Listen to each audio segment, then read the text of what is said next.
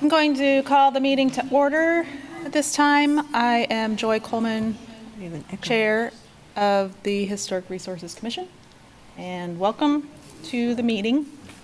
It is July 18th. Ellie, would you like to give some preliminary meeting info? Good evening and welcome to the July 18th Historic Resources Commission meeting. My name is Ellie Mullins, and with me is Lynn Braddock-Zollner, the Historic Resources Administrator, and Avery Kerner, Planner 2. Together we will work alongside the chair to facilitate the meeting proceedings. Before we begin, I have a few reminders to share. Tonight's meeting is being recorded and broadcast on the city's YouTube channel and cable channel 25. For those of you who are attending the meeting virtually, please remember to mute yourself when you are not actively speaking to help minimize distractions. When the chair calls for public comment on an item, anyone attending in person may approach the podium to speak. If you are attending the meeting virtually and would like to provide a public comment on an item, please use the raise hand feature to be called upon. We also ask that everyone state their name before they speak to ensure that everyone is able to follow along. And now I will turn the meeting back over to the chair. Thank you. At this time, I'd like to call the roll. Commissioner Haynes. Commissioner Haynes, present. Commissioner Hawley. Commissioner Hawley, present. Commissioner Klein. Commissioner Klein, present. Commissioner Johnson. Commissioner Johnson here. And Chair Meyer is here, or Chair Coleman is here, and Commissioner Meyer is absent.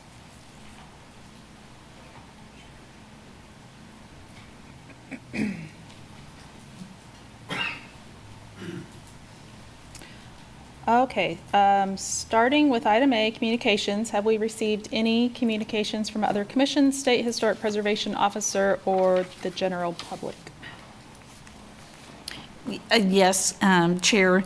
We did receive several communications. They were all for specific agenda items this evening, so they have been added to those agenda items in the packet, and just wanted to make sure that you saw the latest one that came in this morning from the East Lawrence Neighborhood Association. So that was added this morning. So there were a couple added this morning. So if you'll want to check when we get to those agenda items. Okay, thank you. Next up, do any commissioners have had any ex parte communications? Commissioner Klein, I had a brief conversation with a civic group about the Dowdell and Rice markers. Okay, thank you. Anyone else? How about declarations of abstentions for specific agenda items? None? All right. Last is committee reports. Have we any committee reports? We did have an architectural review committee meeting, and I will let one of the members of the ARC report back on that meeting. Perfect. The Brick Streets and Sidewalks Committee has met several times. The draft policy was placed online June 11th, I believe. It was updated later on. They held it open for public comment through June 25th. There was also an open house last month at the public library. Because I've been unable to attend the meetings for various reasons, CC Riley from the city and Lynn were good enough to meet with me privately or separately about the work of the group. And I believe CC is going to present tonight, so I'll leave the details of the things. Thank you, Commissioner Haynes. The ARC met on July 5th and reviewed a property 1347, maybe, Tennessee? Yes.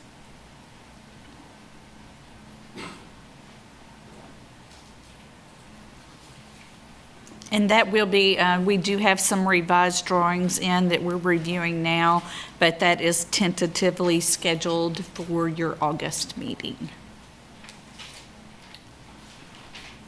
Thank you. Next up, we have the consent agenda filled with the design review applications that were reviewed by staff. Commissioners, do you have any questions or comments on any of these agenda items? I had one question about the restaurant, the fire damaged restaurant, 815 New Hampshire. So the proposal is to enclose the structure, and I was just curious to know if we have any information yet about what's going to happen next to the old Bartelde's limestone wall, if any, you know, because it'll be covered up if it's enclosed, you know what I mean? So I'm just curious about if we're going to be getting a report on that eventually from those folks. We should not be getting a report on that I'm aware of, but we did look at the design plans for the framing and the roof membrane that they're doing right now, and that did not cause any harm to the adjacent building. So we did review that as part of the project. Great, thank you. Thank you for that update. Do I hear a motion to approve the consent agenda? So moved. Second? Thank you, Commissioner Hawley and Commissioner Klein. Take a roll call vote. Commissioner Haynes, For Haynes, aye. Commissioner Hawley, Aye. Commissioner Klein, Commissioner Klein, aye? Commissioner Johnson, Commissioner Johnson, aye. and Chair Coleman is an aye. Motion carries 5-0.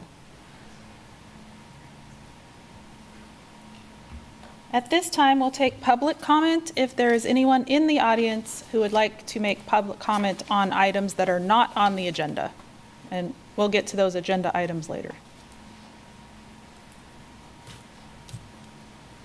Anyone online? I'm not seeing anyone online. All right. Then we'll move into the public hearing items, Part D. The first one is DR 23-00397.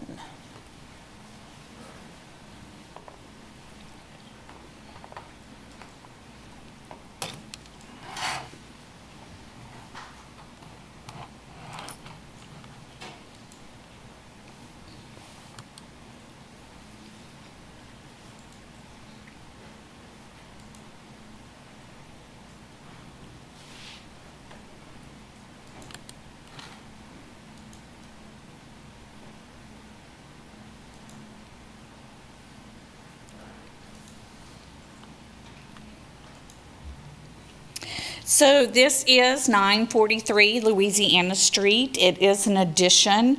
The property is a contributing structure to the Oread Neighborhood Historic District listed in the National Register of Historic Places. It's also located in the context area of the Michael D. Greenlee House at 947 Louisiana Street, which is listed in the Lawrence Register of Historic Places. The property is also located in District 5 of the Oread Neighborhood Design Overlay District. As you'll notice, and this is showing the location here, adjacent to the Greenlee House, the red is the National Register Historic District. This was before the commission in December and was sent to the Architectural Review Committee. It is an addition on the side and the rear of the house.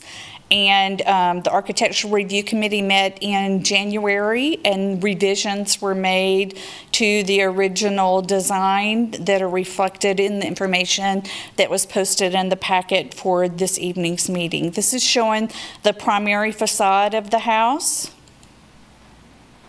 This is showing that south elevation where the addition will be here and here at the rear. This is showing the rear of the house, and this will be replaced by the addition. This is a site plan. This on the right-hand side of the screen is the front of the house. So you see this small addition here on the side, and then the larger addition to the rear of the structure.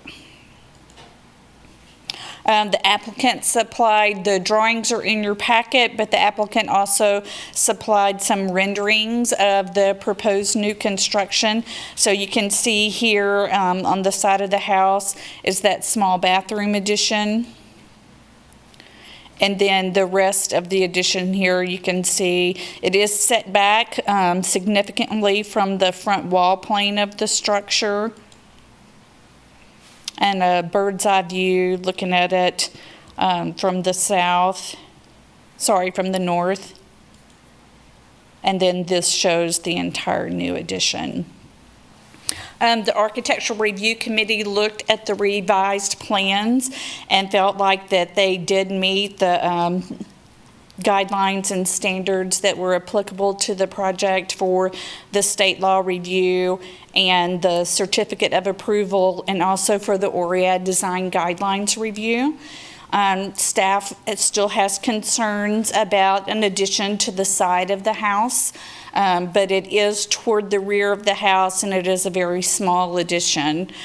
Staff also still has concerns about the metal roof for the proposed addition and would recommend that that be a shingled roof to match the existing listed property. For the certificate of approval, staff recommends that you find the proposed project meets the standards of review in Chapter 22 and issue the certificate of approval for the proposed project, and have discussion whether or not you would like this recommendation to include that replacement of the metal roof with a shingled roof. And likewise, for the state law review, recommend approval that the project meets the Secretary of the Interior standards, also having that discussion whether or not you would like the roof to be metal or shingled to match the house. And then for the Oread design guidelines, find that the proposed revised project meets the development and design standards of the Oread neighborhood design guidelines for the Oread neighborhood design overlay district. And with that, I'd be happy to stand for any questions that you might have. My question is, I guess, for the ARC in terms of what was the reasoning why the builders or remodelers did not want to go with the wood roof with matching shingles? It was, I think, a consideration of roof slope. With the shingle roof system, the slope has to be greater than with the metal system. So you can't do the And- same slope with wood? Is that what you're saying? Shingle. With shingles. shingles. Composite shingles. No, Okay. you can't. Like, it, Wouldn't drain. outside of any historic reasons, it does not drain as well. Okay. There are different materials have different required slopes. Okay. Shingles are probably the worst. Metal's better, and then the membrane roofs, like you see on, or don't see on commercial buildings, can have the lowest slope of all. So Okay. It's purely a function of drainage and keeping water out of the building. And then what about, again, I'm the ordinary common sense person, so what about the sunlight, the heat, heating up the metal in the summer or winter even? It No. doesn't add, no issue? It'd be the same with a shingle roof, an asphalt shingle roof. Okay. Dark colored asphalt shingle roof Okay. would have the heat, same heat game, I would You don't want to walk on guess. either in summer. Yeah, Yeah. right, okay, yeah. Well, and there's a lot of insulation that goes under the metal. Sure, yeah, I assume that, right, yeah. Thank you for educating me. Yeah.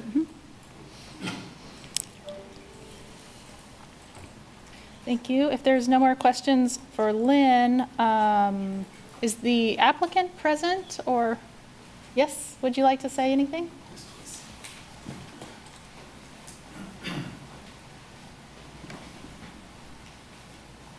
Hi, I'm Matt Jones with Struct Restruct. I apologize for not getting these materials submitted before 10 this morning, but I thought I'd run through quickly just the design process that we came up with. That bathroom addition is on the north side, and I've got some documents that I can pass around. I see we don't have the projector maybe anymore. The bathroom is on the north side partially because we wanted to place a bathroom central in the house. There's no bathroom on the main floor at this point. And keep, the width of the building, I believe, is 16 feet. And if we place that centrally, that would have separated the new kitchen and dining significantly from the front of the house, which is a little undesirable. Also, if we'd put it at the back of the house, it's not necessarily desirable to walk through the kitchen to get to the bathroom. As it is now, it's in a corridor at the edge of the old house into the new, which also has a stairwell leading to the basement. The other reason it wasn't placed on the south side is we have an elevation change on the lot that goes from the main level down to a basement walkout. So if we had placed it on the other side, the south side, we would have had to do a different foundation system, either digging into that hillside. And I think it's a bit of a chore to dig into that hillside and do all the supporting that it needs, because it's literally almost a full height floor change. I've got photos that show kind of the condition of the part that we're demoing. The current kitchen, I want to say, is around 6.5 feet wide, and it's sitting on a foundation of stone that is in very bad condition. We did plan to save the upper level sleeping porch on the back. So all the demos below that. So we are saving that sleeping porch as an element of or an addition at some point. But so the reason we have a low slope roof there on that back addition is that we have to stay beneath those windows. And so we went out the distance 16 feet off there with an 8-foot wall, and we get something like a 112 slope, which is really low slope. For composite shingles, it's recommended a 312 slope or greater. So that's the reasoning for the metal. And I've got some examples also of houses in the Oread Historic District with metal roofs. They're generally Italianate houses because they have a low sloped angle roof. Would it be helpful for me to hand some of these images out, or so I also have some views. These are just views of where the addition lands from actual photos, so you can see how it looks a little more prominent in the model because they're mostly bird's eye views. The back addition there that we're tearing off, the kitchen is over that 6.5 feet. It slopes something like 5 inches, so it's significantly settled. Wait, what am I looking at? Okay. So, the two main concerns, it sounds like, is that north addition. So I went through the Oread neighborhood, and I would look for houses that have side additions. Most of these are similar to this one in that they're to the back of the house, but they come to either like the north or south. So I've got quite a few examples of contributing houses, maybe 6 or 7. There's one on the block there that has one on both sides. So all of these are versions of houses that are listed as contributing that have some side yard projection. And I'm calling those my old construction houses because they are on stone foundation. So they're early additions to these older homes. I've got another set here that I'm calling modern construction, so with side yard projections. These are, I think I have 4 here. One is a little harder to tell. It's got a concrete foundation, but it's possible it's a repair.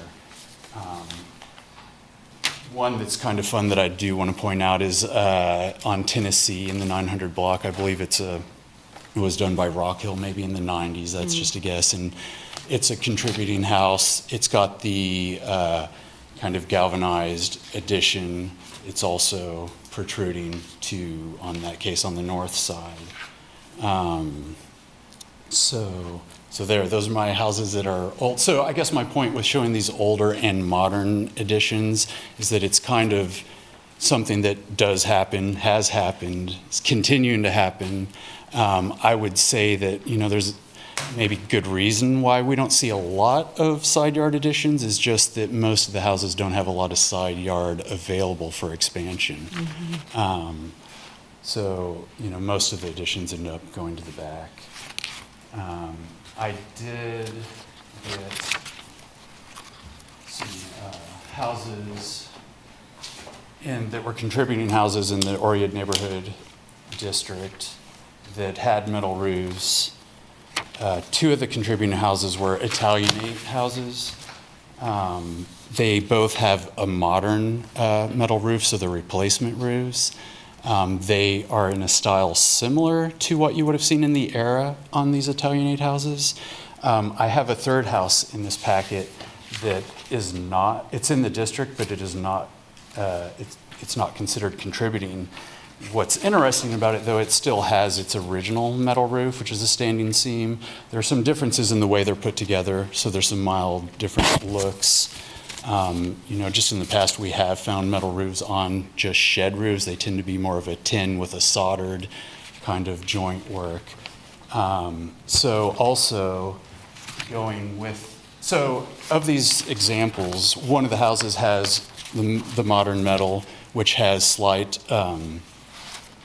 striations, and those are designed to make the sheet a little stiffer.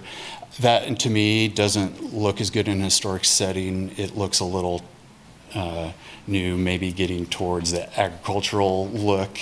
The second house has the flat panels without the striations, so it's just a flat panel with the raised ribs. And so that one, to me, looks quite a bit more appropriate, which is the style that we're proposing. I also have color samples here because we're proposing kind of a gray, pewtery look, which is kind of similar to what you would see on some of the older tin. These are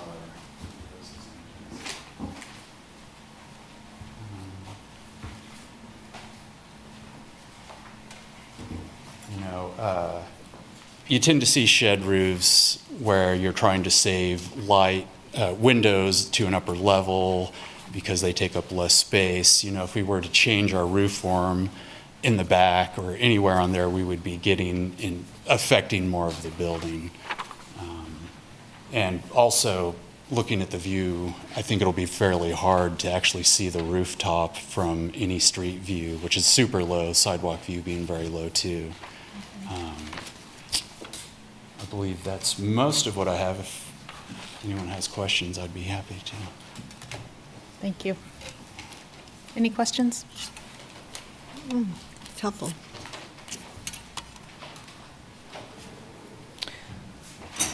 Thanks. Thank you.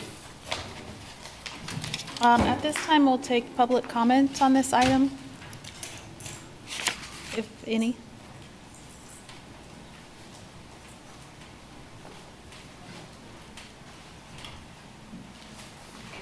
No, we see none.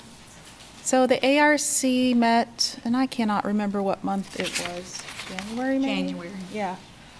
To review this, and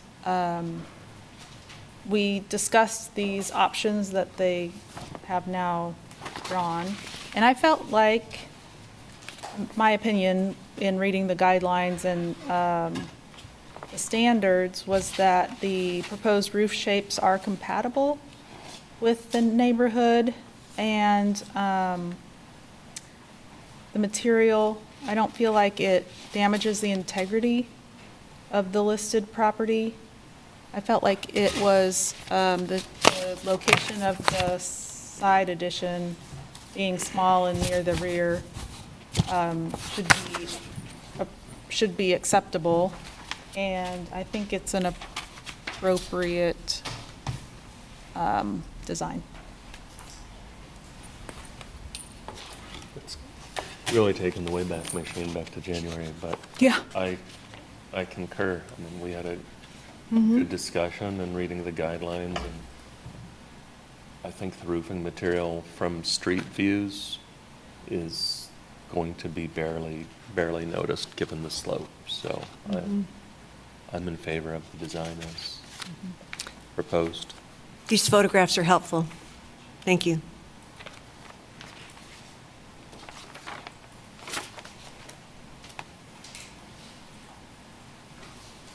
Okay, we, just keep in mind when we give a motion, we have 3 different actions. So that means 3 different motions? Yes, it does. I'll make a stab at the first. Okay. I move that we find the proposed project meets the standards of review in Chapter 22, Section 22507, and the design criteria in Chapter 22, Section 22508, and issue the certificate of approval for the proposed project with metal roofs, I think you can just stop there. period. Seconded. Beautiful. We'll take a vote now. Commissioner Haynes? Commissioner Haynes, aye. Commissioner Hawley? Aye. Commissioner Klein? Commissioner Klein, aye. Commissioner Johnson? Commissioner Johnson, yes. And Chair Coleman is an aye. So the first one's 5-0.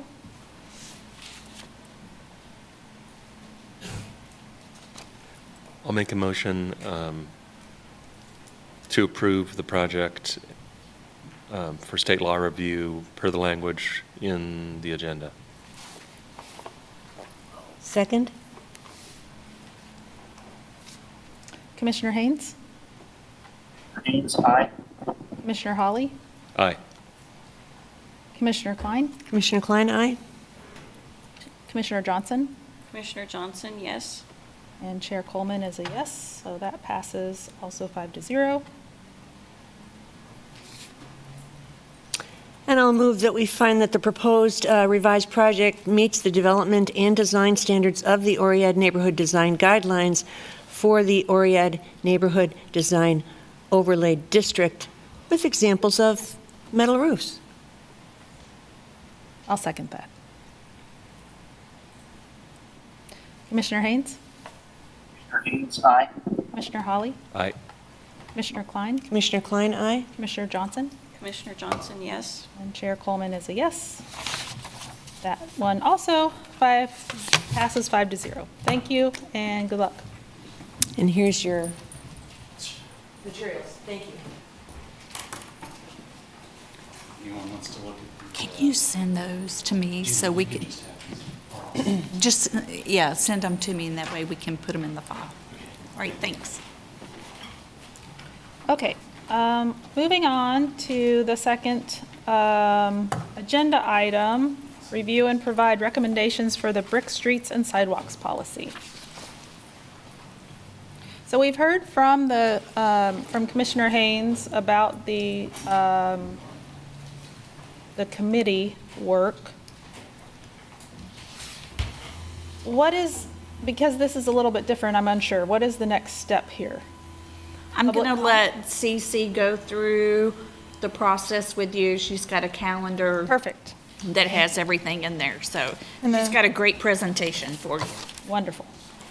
Tried to keep it short because I recognize your agenda tonight is long, but I'm happy to answer any questions that come up.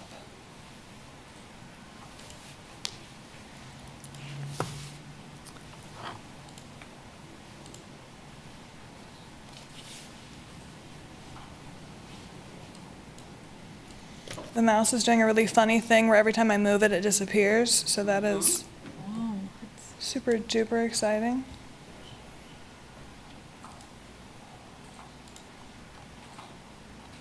You got it. Alrighty. Hello, thank you for having me today. My name is Cece Riley. I'm a transportation planner with the City of Lawrence.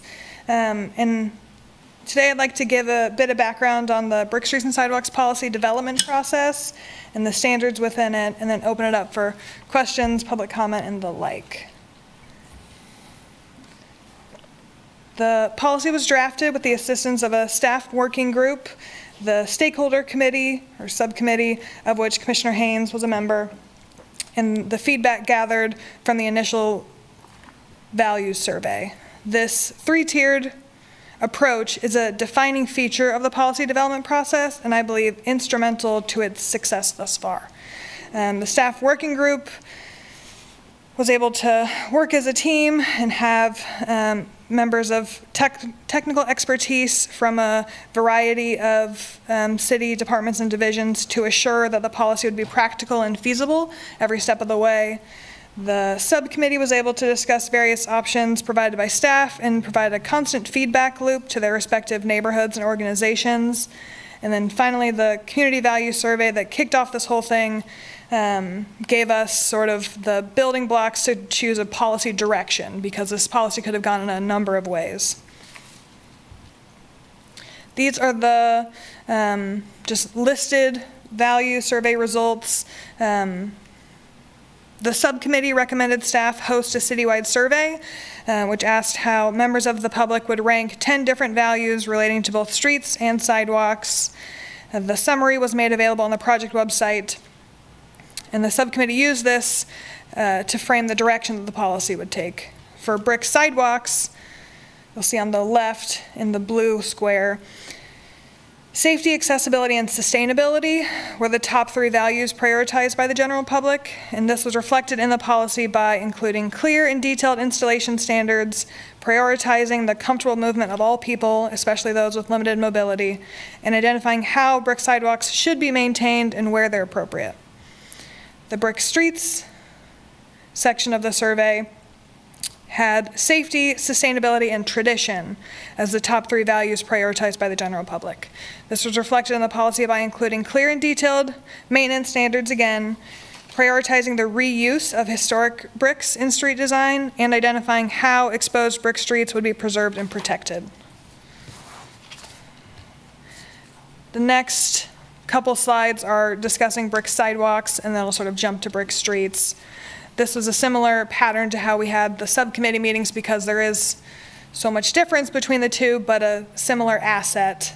So with brick sidewalks, the first thing to keep in mind when reviewing the brick sidewalk policy is that wherever existing brick or stone sidewalks remain in good condition, they should be preserved and are permitted to remain, regardless of location. If it's in good shape, it should stay. It should be preserved and protected, and the policy says as much. However, when a brick sidewalk has fallen into disrepair and doesn't meet MSO design criteria, or what's frequently referred to as PRO-WAG standards, public right-of-way accessibility guidelines, they're discussed more on the screen in front of you. When sidewalk doesn't meet these standards, then they shall be reconstructed to the standards described in the policy. PRO-WAG standards are federal guidelines. They were recently adopted in August of 2023. And they outline accessibility standards for areas in the right-of-way to assure that users of all abilities feel comfortable and safe. And notably, there's no exception for historic properties or historic areas when it comes to accessibility. The Brick Streets and Sidewalks policy will work together with the ADA transition plan, which was just approved by the City Commission this last Tuesday, to assure brick sidewalks are protected and preserved in historically significant areas, and provide standards for installation and maintenance to assure they're designed to a durable and accessible way. Without a brick sidewalk policy, the ADA transition plan's assumption is that everything goes back in concrete. And that was, I don't think that was what the public was interested in as far as the value survey, nor the feedback we've received thus far. So this policy serves as a means of protection and preservation. Ooh, fun stuff. Okay. On page 12 of the policy that was in your agenda packet, you'll find this map. The map identifies where the subcommittee thought brick sidewalks were most appropriate. It utilizes local, state, and national historic district designation and zoning overlay districts to signify which areas may have brick sidewalks reconstructed or newly installed. To reiterate what I said earlier, good brick sidewalks outside of the mapped boundary are fine to stay anywhere. This policy and this map won't remove or take away any accessible brick sidewalks. I had a handful of folks reach out to me about a brick sidewalk they installed within the last 5, 10, 15 years that they spent a lot of time and effort on, went out and saw it, and it meets accessibility standards. It's the sidewalks that are in disrepair and haven't sort of had that maintenance that this policy is really focusing on. Every time I go off script, it throws me off a little bit. What the map does show is what areas property owners could choose whether to construct the public sidewalk in brick or concrete, regardless of what the existing material is. This differs from existing city code today, which states that any property with a concrete sidewalk must stay concrete. Now that property owners, within this policy, now property owners inside the mapped boundary could choose whichever option suits them best.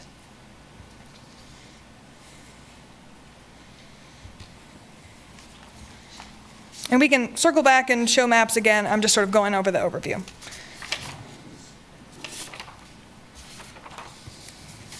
So for brick streets, the next couple orange slides are specific to brick streets. As you may be well aware, the brick streets in Lawrence are very historic and were largely constructed over 100 years ago. However, many of them are reaching the end of their 100-year life cycle. This policy aims to assist the decision-making process for where to prioritize reconstruction and resurfacing for brick streets. Historic brick pavers are a finite resource, and thus their use needs to be purposeful and consistent. The policy has identified all exposed brick streets and alleys and proposes to preserve them through the use of 2 different preservation statuses. So any exposed brick street, the policy isn't saying to be rid of, it's more so saying how they should be prioritized, and that is shown on this map. So this is on page 20 of the policy. You'll find the preservation prioritization for exposed brick streets. Streets with primary preservation status, those are the ones shown in red, shall remain exposed brick, and all maintenance work, including utility repairs, will prioritize completing those repairs in historic brick. Streets with secondary preservation status should remain brick. However, they may be maintained with city standard material to prioritize the restoration or reconstruction of those primary preservation status streets. The policy aims to assure that exposed brick streets with higher concentrations of residential driveways are prioritized through the use of this primary preservation status. And these streets were chosen with the assistance of the staff work group and brick subcommittee. Should the need arise to source additional brick pavers, then the policy identifies where they can be salvaged from. And this was an issue that the city engineer spoke to having in previous brick reconstruction street projects, not knowing where, if there weren't enough bricks, where to get them and how to prioritize a lot of conflicting values. Additionally, on the topic of brick streets, there's been a lot of interest expressed to uncover asphalt streets to the exposed brick below, or to expose the brick below. Unfortunately, this process isn't as simple as it sounds, and these covered brick streets are found in various conditions, and frequently the time-intensive process of removing the asphalt can further damage the brick pavers. The policy proposes a new process for the city, which provides a path for neighborhoods to express which covered streets they have desire for restoration to expose. Without this process being formalized through the policy, property owners and neighbors up to this point have been left to reach out to the engineer of the day or just hope that their request falls in the right time of the city budget. There's been a lot of talk from a lot of different folks wanting to re-expose historic brick streets, and I'm excited that the policy gives a direction for that. It gives a pathway, and that can be something that is explored through neighborhood plans.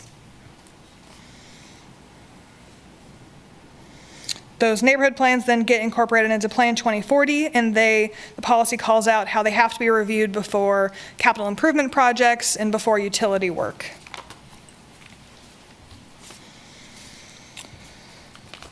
Alrighty, so ultimately I think it's important to remember that the city does not currently have an adopted brick streets or sidewalks policy, and that has been to the detriment of this historic resource. There are also existing plans which need this policy to provide direction on construction standards, including the ADA transition plan for the public right-of-way that was just approved earlier this week, as well as the asset management plan. Without this policy, those two are sort of assuming whatever's cheapest is what the city will utilize, not necessarily what is most historic.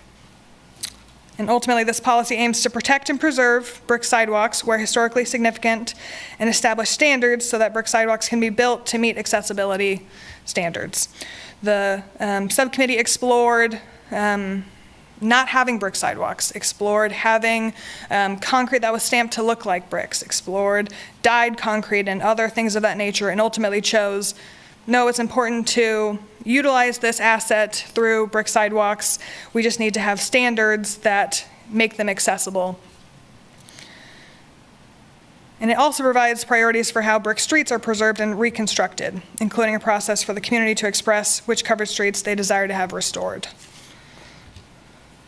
So that wraps up my brief presentation. I have a handful of other maps and graphics we can use if the conversation goes in those directions, but I really wanted to provide as much time as possible for public comment and for discussions. Ultimately today, I'm asking for you all to review the draft policy and provide feedback so that I can take it to the subcommittee who I'm meeting with next week. So right now, the draft is still very much a draft. There's still room for change and room for discussion. I'll take those recommendations to the subcommittee, and then they'll make whatever final determinations they want to make on what policy they recommend. And then from that recommendation, I'll post it online again, bring it to the Transportation Commission, and then ultimately the City Commission. On the right side of the screen, you can see the next steps. I put in there a tentative August HRC meeting. If you'd like, I can come back. It sort of depends on what this conversation brings and how many changes you all propose, and if you have interest in me sort of bringing it back and letting you all know how things have changed. I want to make sure to provide that bookend. I started this process with coming to you and asking for a member to volunteer on the subcommittee, and I want to make sure I bring it all the way through the process with you all. So that's all I have today. Happy to answer any questions. Thank you. There was a question about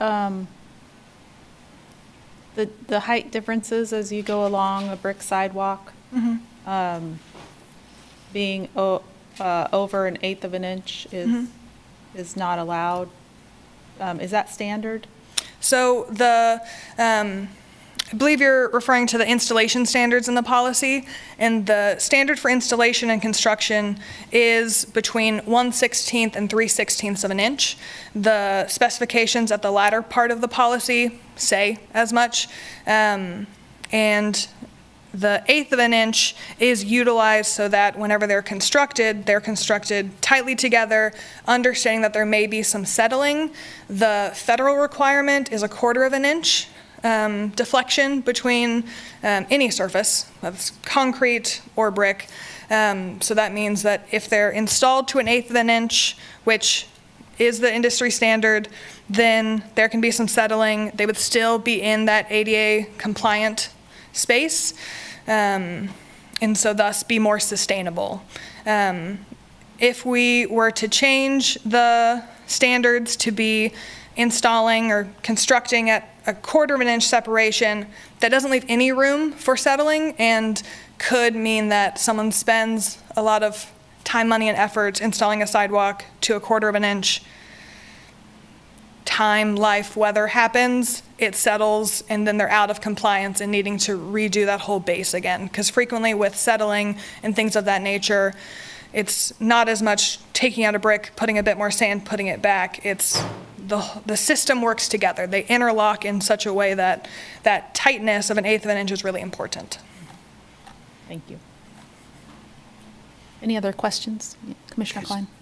Just to confirm on that point, as someone with a brick sidewalk, the construction standard, is that separate from any eventual, the 1/4 inch is allowable, just not at the initial time of construction? Yes. So if it were ever reevaluated, remeasured, the 1/4 inch, Is what which it's- does meet, is the maximum ADA? Yes. It's 1/4 of an inch up and down, and 1/2 of an inch side to side. That's the ADA standard. And it says at the top of the policy, my policy's over there, in the first page before you start to get into the standards, it calls out that ultimately brick sidewalks need to meet MSO design criteria and ProWAG standards. So that's the lifetime of the project. The installation is just the installation. I like to think of it as like our building standards for building a house are really strict so that the house can withstand time, be built safely and securely, and then in 100 years, the door frame might sag a little bit, but because it was built to such well-established best practice standards, it can wear that time. Thank you for that clarification. 2 points. Where in the policy is there the language that you were repeating so beautifully about if there's existing brick streets and sidewalks, then they stay no matter where they are, regardless of the maps? You're asking great questions. Because when I was reading the policy, I wasn't reading it that way. I was kind of like the other folks who were wondering, oh no, I'm going to lose my brick sidewalk because I'm not in the district or something, or I'm not on the right street or the right block or what have you. Absolutely. So, I think it's section 6.0, isn't it?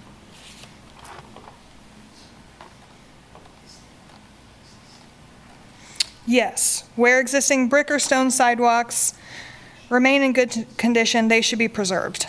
Right, there's the hitch, if they remain in good condition. Yes, so it's, and the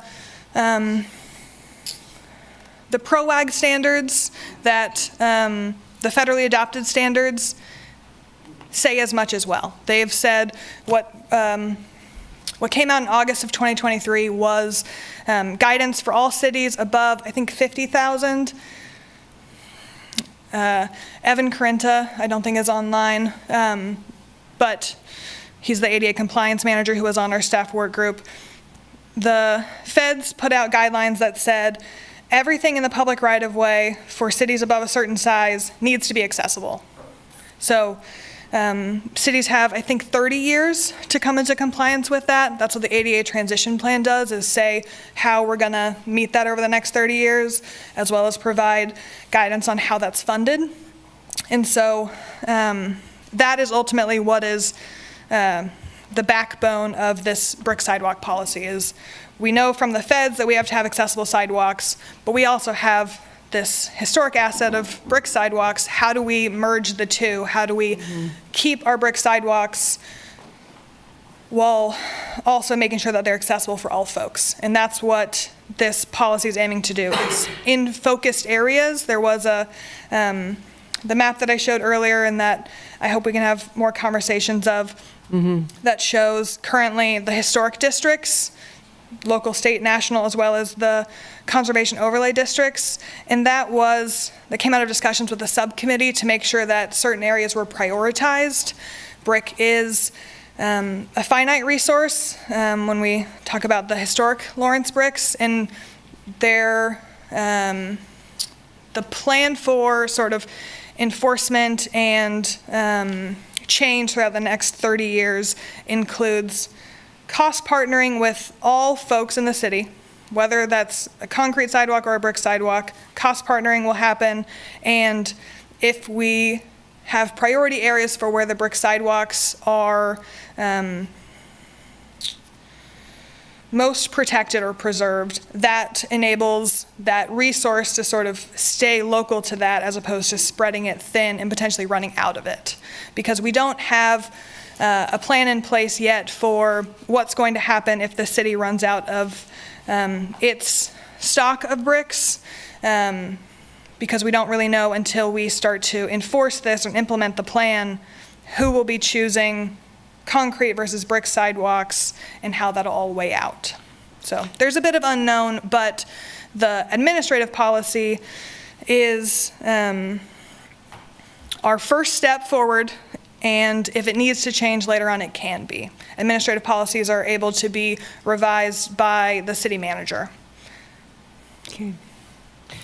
If this is in here, I apologize, but who would be responsible? I mean, what you're talking about, the prioritization implies that the city is responsible financially for maintaining and fixing the brick sidewalks. Is that true, or is it the property owner? So it's state regulations that say the property owner is responsible for maintaining sidewalks in the right-of-way. So with that, coming down from the state, the city is working as best we can in that space where the property owner is responsible for maintenance, but through the ADA transition plan, there will be a mechanism for systematic review of sidewalks in the city, all sidewalks, and when they're approached and they're determined to whether they meet ADA compliance or not, the city lets the property owner know, gives them 60 days if they'd like to make the changes themselves, and then will do the installation work and build them to standard. So then the property owner would be responsible for maintaining, keeping it free of debris and whatnot throughout time, and if it settles, fixing that. There's regulations in here on how to maintain brick sidewalks, but that's sort of what that long-term looks like. So then the priority for the city is simply just inspection? The priority for the city, can you ask that question again? What financial, why is there a priority for the city if the homeowner does the repair, maintenance, and replacement? I guess I got lost in that answer. So the city has proposed in the budget, both in 2025 and for 25, 30 years to follow, an amount of money that would go towards the ADA transition plan that would cost, partner, and assist with property owners in reconstructing sidewalks that don't meet ADA compliance. Okay, thank you. The cost partner was the part that I didn't hear on that one. So it's usually, in the past, in the sidewalk improvement program, the city paid about 85% of the cost to reconstruct a sidewalk, and I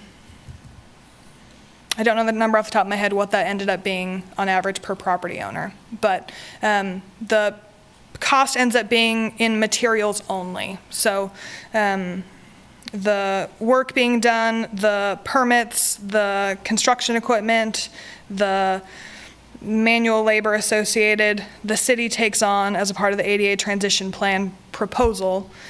Every year the budget could change what that looks like, but that's currently what's being proposed and is included in the 2025 budget. But there were also folks worried in public comment about the brick sidewalk mapped area, identifying where the city would or wouldn't cost share, and that's not accurate. I think that map scared a lot of folks, Yes. and I'm working with staff to figure out if there's a different naming convention we can use, or like brick sidewalk permissive map. Going to try and address that, and if you have any other questions about that map, I'm happy to answer them. Yeah, based on the couple of letters that we got, I would be in favor of extending those boundaries, to what's currently there, to I think be a little more clear with folks that, just because your street isn't marked in red, doesn't mean you could not have a brick street or sidewalks.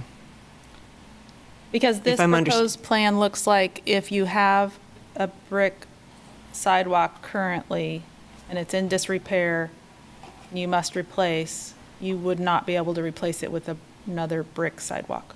That's, you can if you're in the mapped red area. That's what I'm saying. See, that's the trick, yeah, It's the local, state, and national historic districts, and then the overlay districts. We were trying to identify. I feel like you need to, or we feel like we need to prioritize it is because of the limited resource and the funding match, or the. Correct. Yep, participation. Okay.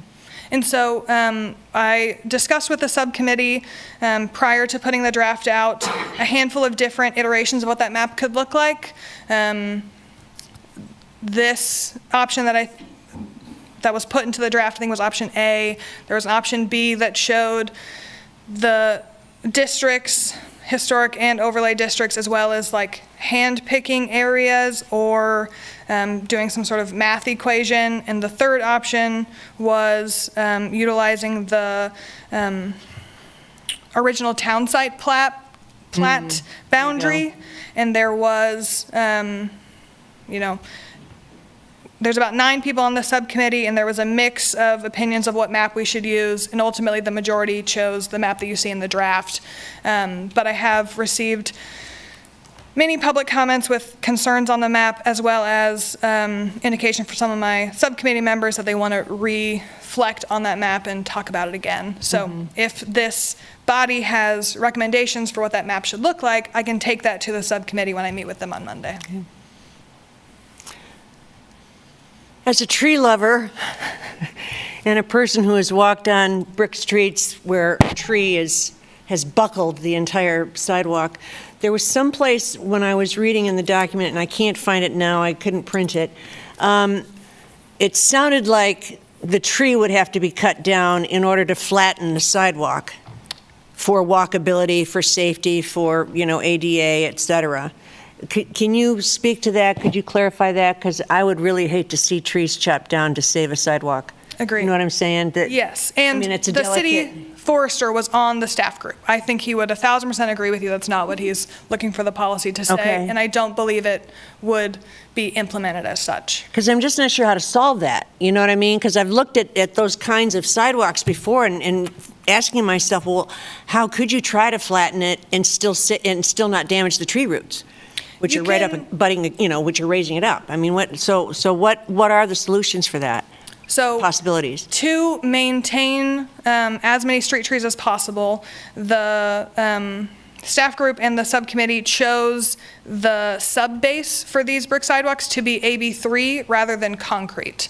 So concrete has a deeper excavation and can do more damage to those street trees that might be close to the sidewalk, where AB3, as I understand it, is sort of compacted in and then allows for more harmony with tree roots Yeah. rather than A little more concrete give to crap. it. Yes. Yeah.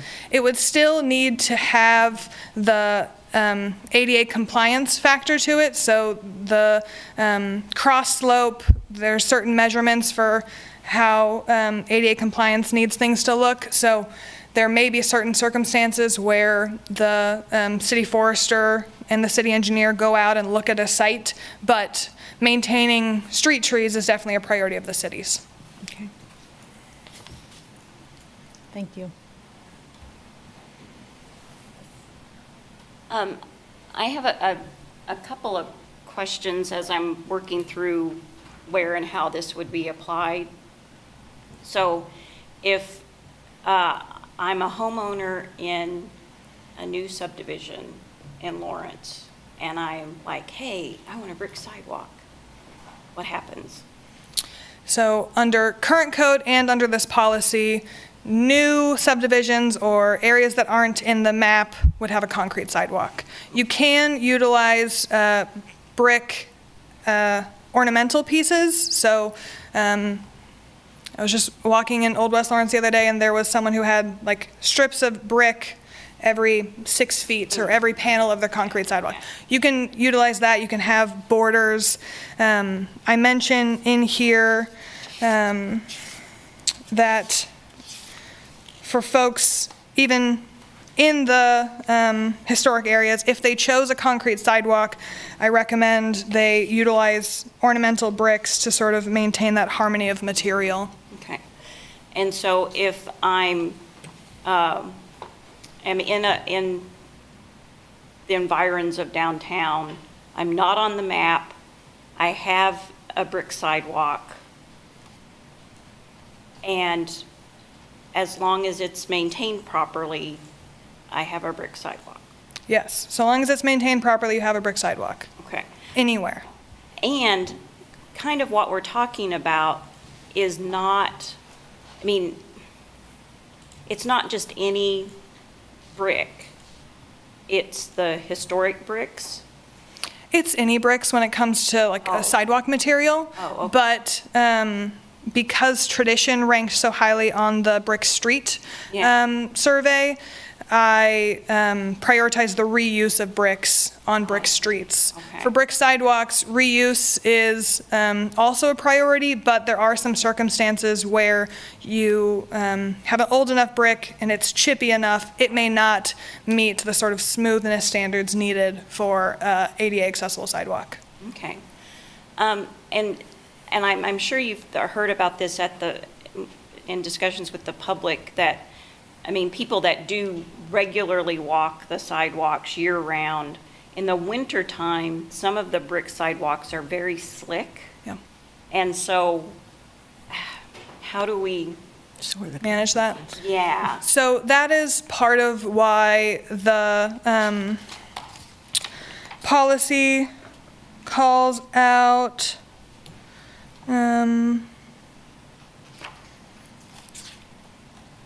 sorry, losing my spot. The 5% grade, the location criteria under 6.1, conditional site considerations, if there's existing conflicting utility infrastructure, which is normally like a storm drain inlet, or sidewalks exceeding 5%, that property wouldn't be appropriate for a brick sidewalk. And that 5% came from discussions with KU, because that's what they utilize for brick, understanding that it is a slicker material. right, okay. The other thing I wanted to touch on with this map that I forgot to include in my initial discussion. So I think whenever you look at the map, you can see pretty clearly that large majority of East Lawrence is not included in the red area. And that was a conversation we had with the subcommittee. There's a member of East Lawrence Neighborhood Association on the subcommittee, and she felt comfortable with this map because the East Lawrence neighborhood has been in discussions about getting an overlay zoning district as a part of their neighborhood planning process. So that would be similar to the Oread neighborhood in that, you see my mouse? Yeah. That large red area and the area around downtown, those conservation overlay districts. East Lawrence is interested in getting one as well. And should the map be adopted as is, I've had conversations with the ADA transition plan team to say they would not go into East Lawrence and start enforcing the ADA transition plan in East Lawrence until after their overlay is adopted. And so, there's pros and cons to that. It means that that area of East Lawrence that has sidewalks that aren't accessible could get pushed back a couple years, even if under our current model they were prioritized. But it would allow those neighbors to get the overlay together with the city planning department and then be included in this map. The current proposal also says any future historic district or overlay district would be added to this map. So the western part of Old West Lawrence, if North Lawrence wanted one, all of that is additive to whatever is shown here in the current draft policy. Okay. So you're open to expanding the boundaries, like perhaps 15th Street to the south and Delaware to the east and perhaps 3rd Street? If it is not up to me. So Well, I know, I'm just the committee. As overlay districts or historic districts are added. Well, but that's what I'm saying. If a neighborhood doesn't have the resources to create overlay districts, could they still be included is part of what I'm asking here. So 'Cause that's overlay That's districts. a financial consideration too.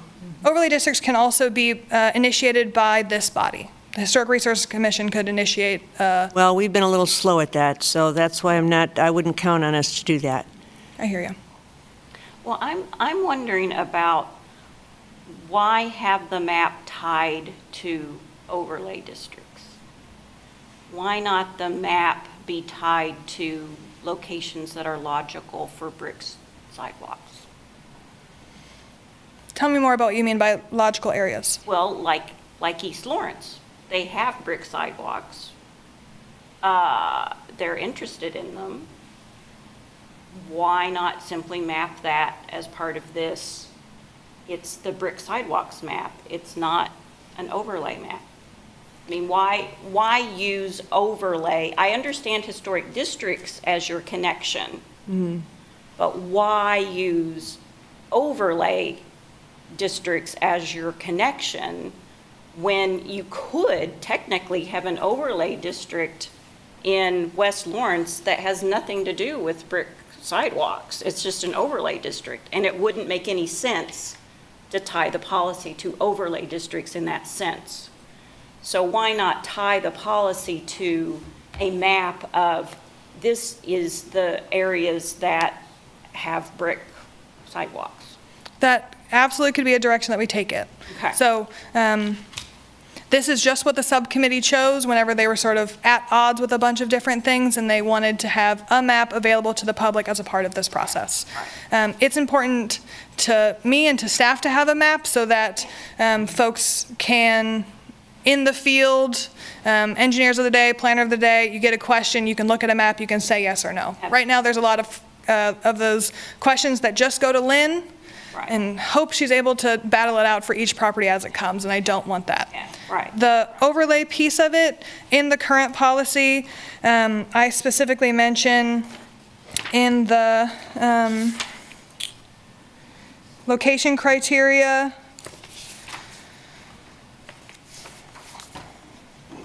that the overlay districts are tied to having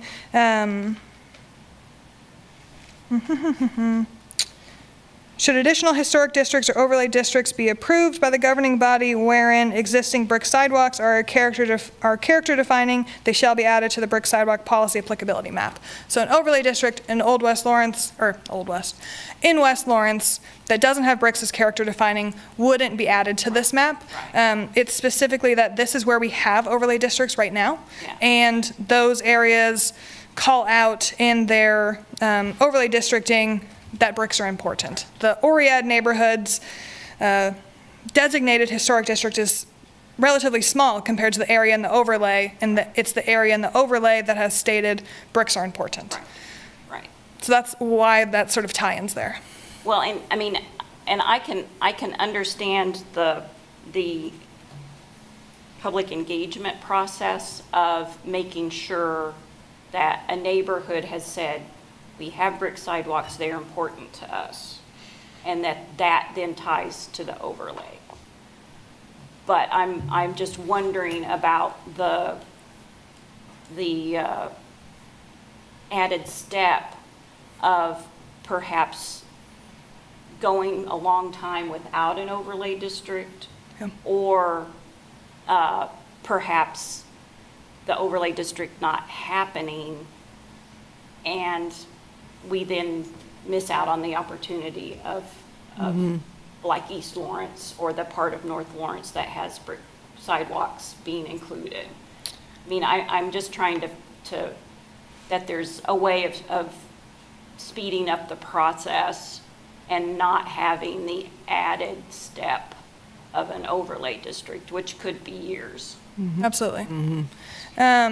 That's definitely been a part of the public comment received and a part of the conversations. I think from a staff perspective, we share that same feeling of if East Lawrence is included in the policy applicability map from day one, we can then go into those areas with the ADA transition plan, with the cost partnering, and make those changes. So that's part of the conversation I intend to have with the subcommittee. I'm sharing on the screen in case you were curious or interested. Let me make it a little bigger. So the blue is our best estimate as to where brick sidewalks are. This isn't perfect. I found a couple errors in walking around, but it is to the best of our knowledge. So you can see there's just 2 areas of brick sidewalk up in North Lawrence. There's scattered once you get below 15th, a couple over here, a couple over there. And the purple is showing about the area of the original town site plat. Whoa. That's this plat over here. this is what I showed to the subcommittee whenever we created the original draft. And that purple area is additive when it comes to the plat. Delaware Street on the plat was shown in like half blocks. I opted to include both sides of the street. It was only one side of the street of Alabama. I added both so that if you're on a block, if this were the map that were adopted, if you're on a block, both sides of the street can have, there's not the haves and the have-nots. But these are all things for your consideration. And it doesn't have to be any of these specific things. It could be, we talked about just drawing a boundary on the map with the subcommittee. But at the end of the day, we wanted to ground our draft in sound reasoning. And if we were excluding some areas, that there was, we were utilizing another sort of source for that mapping. I find it ironic that East Lawrence would have more brick streets in the east bottoms in terms of the original plat, you know, the original city layout, because it was always lower. Is that making sense? Do you know what I mean? That East Lawrence, a lot of East Lawrence was called the East Bottoms, and it was because it was lowlands. That's where the water all laid, okay? And I'm wondering if part of the reasoning for the bricks is to, you know, get the water moving off faster, as opposed to dirt roads, you know? Well, I think the map reflects where brick sidewalks and streets currently still exist and not where they ever have been. Okay. I don't think it was meant to See, that's show what I where don't, they yeah. used to be. I'm just curious about the history of, you know, when those bricks started getting laid down. Well, we are extending I know, I'm our sorry. I will show you this map that shows both exposed brick streets in red, and I know there's a lot happening on this map, but exposed brick streets in red, and then the sort of mahogany brown color are the covered brick streets. So if you were curious where that sort of existing infrastructure is, whether exposed or covered, this is the map to look at.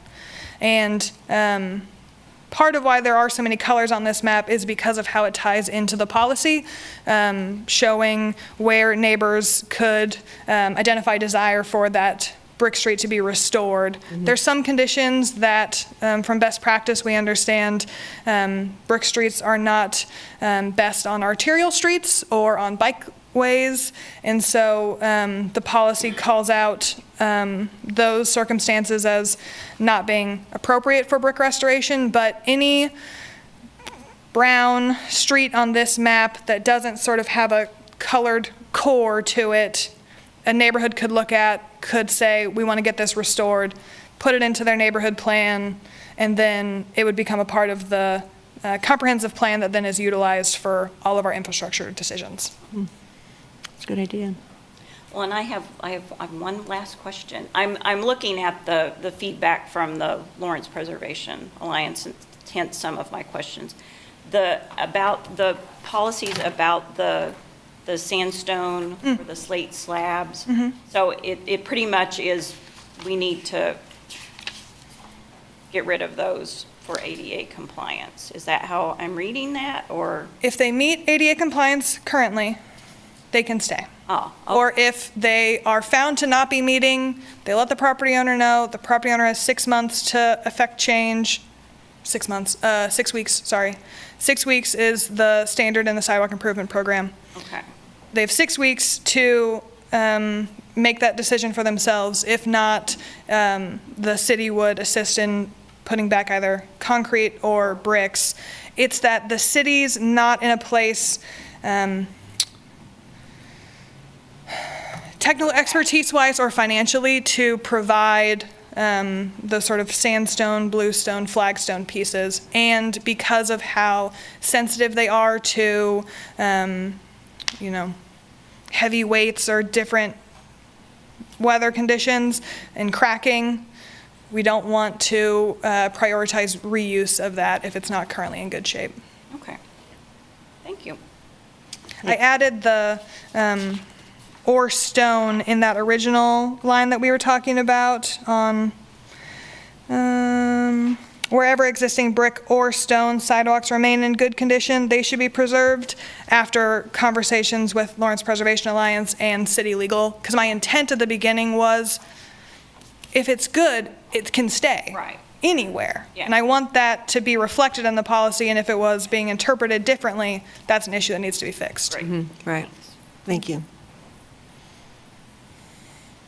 We'll hear public comment now on this item, if there is any.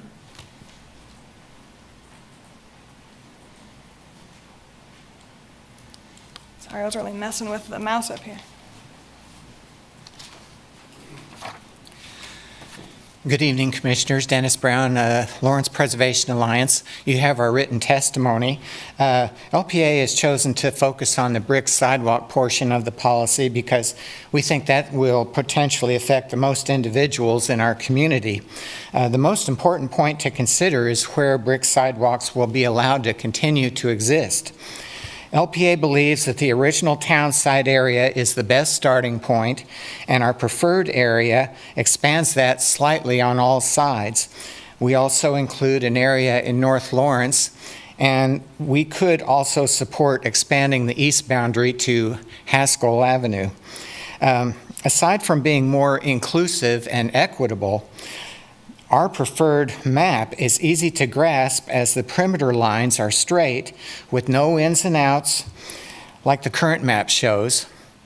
When citizens first interact with this policy, this is where they will start, looking at the map. They need to quickly identify whether their property is in the permitted area or not. Property owners who have brick sidewalks but are outside the permitted area need to be notified long enough before the ADA inspection team begins their evaluation of that area, so they have the opportunity to at least begin an improvement plan if they wish to retain their brick walk. And there's a difference between well-maintained and passing the ADA inspection. If your walk outside of the permitted area fails the ADA inspection area, the policy says you have to switch to concrete. Those folks need to be notified, at least 3 months at a bare minimum, and we would support as much as 6. Individually listed properties with brick walks that are outside the permitted area should have the same options available to them as those within historic districts do. Sandstone slab panels are rare and valuable. Much like a historic window evaluation, each panel in this situation should be individually evaluated for compliance, and those that are in compliance should be saved if that is the property owner's wish. CC has changed one part in the draft policy, but the current draft language still states that stone slabs, quote, are not appropriate and shall be removed and replaced with brick or concrete. Doesn't talk about whether it's passable or maintained or not. They shall be removed. You've got to change that language. In 6.3 installation, edge bricks installed vertically are preferred, with metal edging also acceptable. But in 1904 C2, language states that edge bricks shall be installed vertically unless approved by the city engineer. So these two directives in the same plan are not aligned. Whether vertical installation is preferred or mandated, the plan needs to indicate that the city will supply owners with enough bricks from their yard at 18th and Wakarusa to comply with the policy. However, LPA does believe that edge bricks laid on their horizontal edge, perhaps combined with the metal edge on the outside face, should be allowed in this policy as an option. Right now, it's not mentioned. The city proposes a threshold level of surface variation that is stricter than the federal ADA requirement. LPA questions if 1/8 inch variations are even measurable. And we wonder how much job and site inspection time and dollars will be spent trying to achieve it. At what point will property owners feel overwhelmed trying to comply with this meticulous detail and simply decide that their brick sidewalk is no longer feasible? The federal guidelines are very strict, and the harder we choose to make it on ourselves, the more expensive it will be, and the more brick sidewalks we will lose. The draft should be changed back to 1/4 inch. Thank you.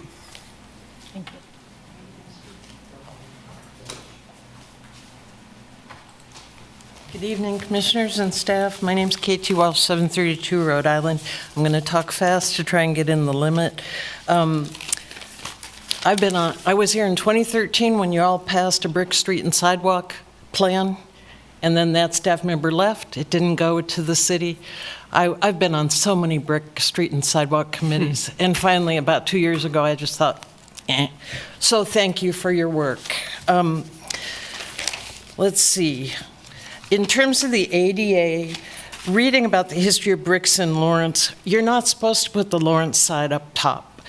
That's just the brand. So if someone knows you're buying Lawrence, Kansas bricks, that's the hardest brick you can get in Kansas because of our shale and our clay.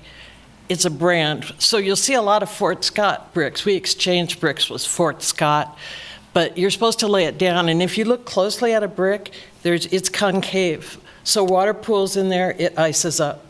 I'm sorry, we should all turn our bricks over to make it more ADA compatible. Also, John Perlman is a renowned researcher on disability issues. He has a big lab in Pittsburgh. The American Concrete Association and the International Brick Industry Association funded a study to find out which surface was least harmful to people who use wheelchairs. Brick came out on top, as long as it is laid in a herringbone pattern with brick pavers with an edge bevel no more than 4 to 6 degrees. And there are so many places around the nation, national parks, national monuments, that have brick sidewalks that are ADA compliant. In terms of maintenance in this document, it says vegetation can be removed with a pressure washer. Please don't do that. That's terrible. You take all the sand out, the brick spread out. Please take that out. That's terrible. Let's see, in terms of installation, 6.3, my partner who does brick sidewalks and worked at a brick plant in Omaha and has a lot of experience cutting bricks, laying bricks, is a big proponent of not renting the $400 a day brick saw. I called around to all the rental places today. He uses a brick chisel. He marks around the brick with the chisel. He scores it. Use a brick splitter, $10, $20, and a hammer. Hit the score, and you get a clean break. Not always, but most of the time. He also uses a big wooden hammer and a rubber hammer, so you don't have to go rent the tamping thing. This kind of assumes everybody has a lot of money, and we're a poor neighborhood. We do it ourselves. Let's see. I stopped in Lecompton. They just redid their brick sidewalks, and this firm did a really great job. I went and talked to them. They are in Leavenworth. It is the Julius Cause Construction Company. They'd be happy to work in Lawrence. They work as far south as Manhattan. We also, when I was on the brick committee, we went out to Peaslee Tech. We need a jobs program. We don't have enough people who know how to do this and do it well, so it's ADA compliant. Peaslee's very interested, but they want a whole masonry program. They don't want just to train people for brick streets and sidewalks. They told us to go talk to the unions in Kansas City. I didn't do it. Somebody should do it. I'm sorry. I dropped the ball. Let's see. Oh, I need to tell you, Carl Rembert, the esteemed stonemason in Lawrence, at one of the brick committee meetings in 2020, he said, the new limestone curbs that are being installed in Lawrence around historic properties, they're using cottonwood limestone, which is going to fail. It shreds. It's very fragile. He said the original curbs have a footing to keep them stable, and the original stone curbs are made of limestone from Jeff County, which is tougher, less absorptive, handles freeze and thaw a lot better. That's where we should be buying our stone and not putting in concrete block. We can get good stone to fix the stone curbs. There was a mention about not having stone curbs at alley aprons. If you walk around East Lawrence, there are some beautiful hand-carved curved stones going around the alleyway. I would hate to see those removed and have concrete. They're beautiful. Let's see. Oh, I'm sorry, I'm a little disorganized.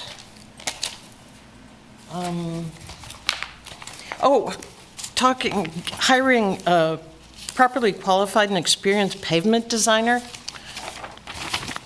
If you're a low-income person, we were promised when Obama gave us money to have 3 blocks of brick in front of New York School, we were promised that any bricks that were taken up would be saved by the city and available to us for free. Again, during the East 9th project, where they redid sidewalks and brick streets and did the intersection at 9th and New York incorrectly. They were sued. It's with the lawyers. We're waiting for it to be repaired. How long has it been? 3 years? Those bricks are supposed to be available to the citizens for free. And we were promised that. It's on record, so I just wanted to reiterate that. Maintaining brick streets should be properly maintained to acceptable standards. After storms, the sand gets washed out. So you have to go in with sand and sweep it into all the cracks in the streets. That's one way of maintaining them. And what happens if you don't do that is that the gaps become wider, the bricks become rounded from cars, and then it becomes really noisy and really rocky to drive or ride your bike down that street. So our city staff has to sweep in the sand after the storms. Let's see. And this is my last, that is all I have. Thank you very much. Thank you. Thank you, KG.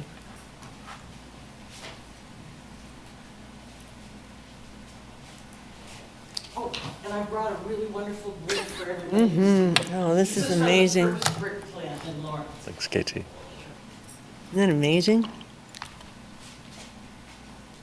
Super heavy. Wow. Thanks, KT. I'm Barry Shalinsky. I'm president of the East Lawrence Neighborhood Association. I don't have confidence in a system where we have to do a lot of work to get an overlay district for our neighborhood to be able to keep brick sidewalks as a matter of right. I'm wearing a t-shirt here. It says East Lawrence History Project, 1854 to 1992. Clearly, some of us have been working on historic preservation for over 30 years. If it was easy to get an overlay district, believe me, it would have happened a long time ago. I believe that the most appropriate area of applicability, I think that's the way that the policy reads, is if something was part of the original infrastructure of this city, it should be applicable, period. You can say original town site if you want, but there are some original areas of the city that, you know, were not part of that original plat, but, you know, might be around 17th Street or over by Haskell or in North Lawrence that you really cannot argue were not part of the original city. And it seems to me like that is the simplest, cleanest, easiest way to deal with this rather than chopping things up and doing things artificially. My house at 7th and Connecticut is on the National Register of Historic Places. Dennis Domer wrote the application. It was, even with him largely volunteering, it was a lengthy and expensive process.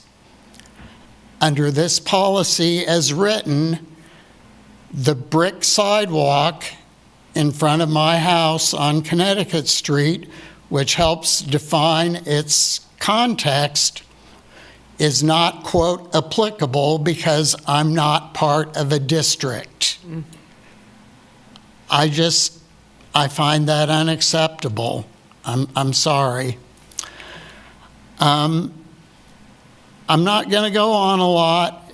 I'm just simply going to remind you all of why we're here today. I've listened carefully to the comments. The people that are working on this policy want your feedback. That's the point of today's meeting. It's not like everything else where it's a specific vote and all the rest of it. They want your feedback. So I encourage you to give your feedback and to give it in favor of the idea that we keep all options on the table for preserving the original brick infrastructure in the original parts of the city. We don't distinguish that this was a working class area, so people weren't able to get a historic district here like, someone else that was in an area with more means. If it's part of the original history of this city, it applies, period. Thank you so much. Thank you, Barry.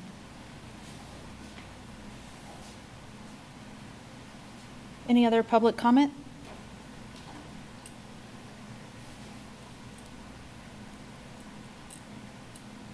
No? Okay. Well, I have some comments and some feedback. So I guess we just throw it on out there and it will become part of the meeting minutes, I presume? Yes. Okay. So I appreciated the point about the protections for individual listed properties and properties where the context area lists brick streets and sidewalks, but it would not be otherwise protected by what we saw on the map today. I don't know how many of those areas there would be, but the original town site as a boundary, I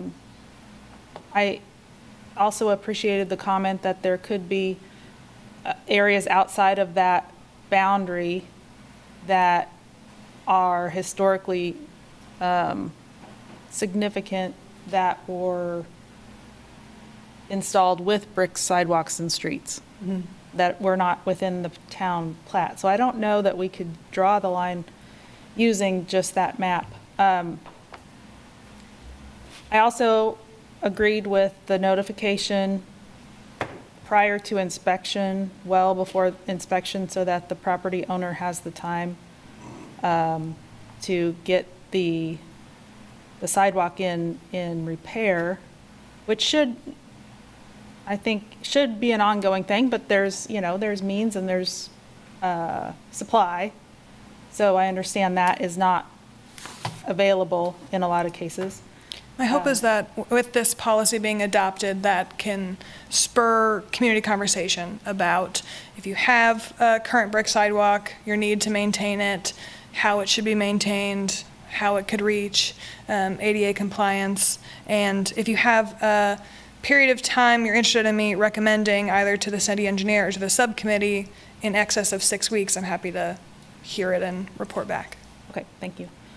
I also believe that the stone sidewalks and curbs, that was a good catch, the curbs should also be considered in this policy. And I just really believe if there's a historic brick sidewalk out there, it should be able to be retained, repaired, or if it's beyond repair, replaced, and still be I don't know, I don't understand, I guess, why we don't feel like brick sidewalks are acceptable throughout the city. I also am a brick lover, I have to state for the record. The cost of a brick sidewalk is exponentially higher than a concrete sidewalk. Understand. So I don't think that's to say brick sidewalk, this policy is not saying brick sidewalks are bad. This policy exists to protect and to preserve brick sidewalks. It just also recognizes the context of the city budget. Okay, it wasn't a question. Oh, sorry. I think that if I'm a homeowner and I want to put in a brick sidewalk, if I'm a developer and I want to do a brick sidewalk or, something, it should be an option and be allowed. I don't know why it's not allowed. I don't agree that it's not allowed. I'll put that out there. As well as the allowance for new edge bricks to be installed with historic bricks. I don't know if that was an idea from LPA, but that seems to make a lot of sense if the historic bricks are a limited resource, then why would we not allow a mixture and do that in a logical manner? Oh,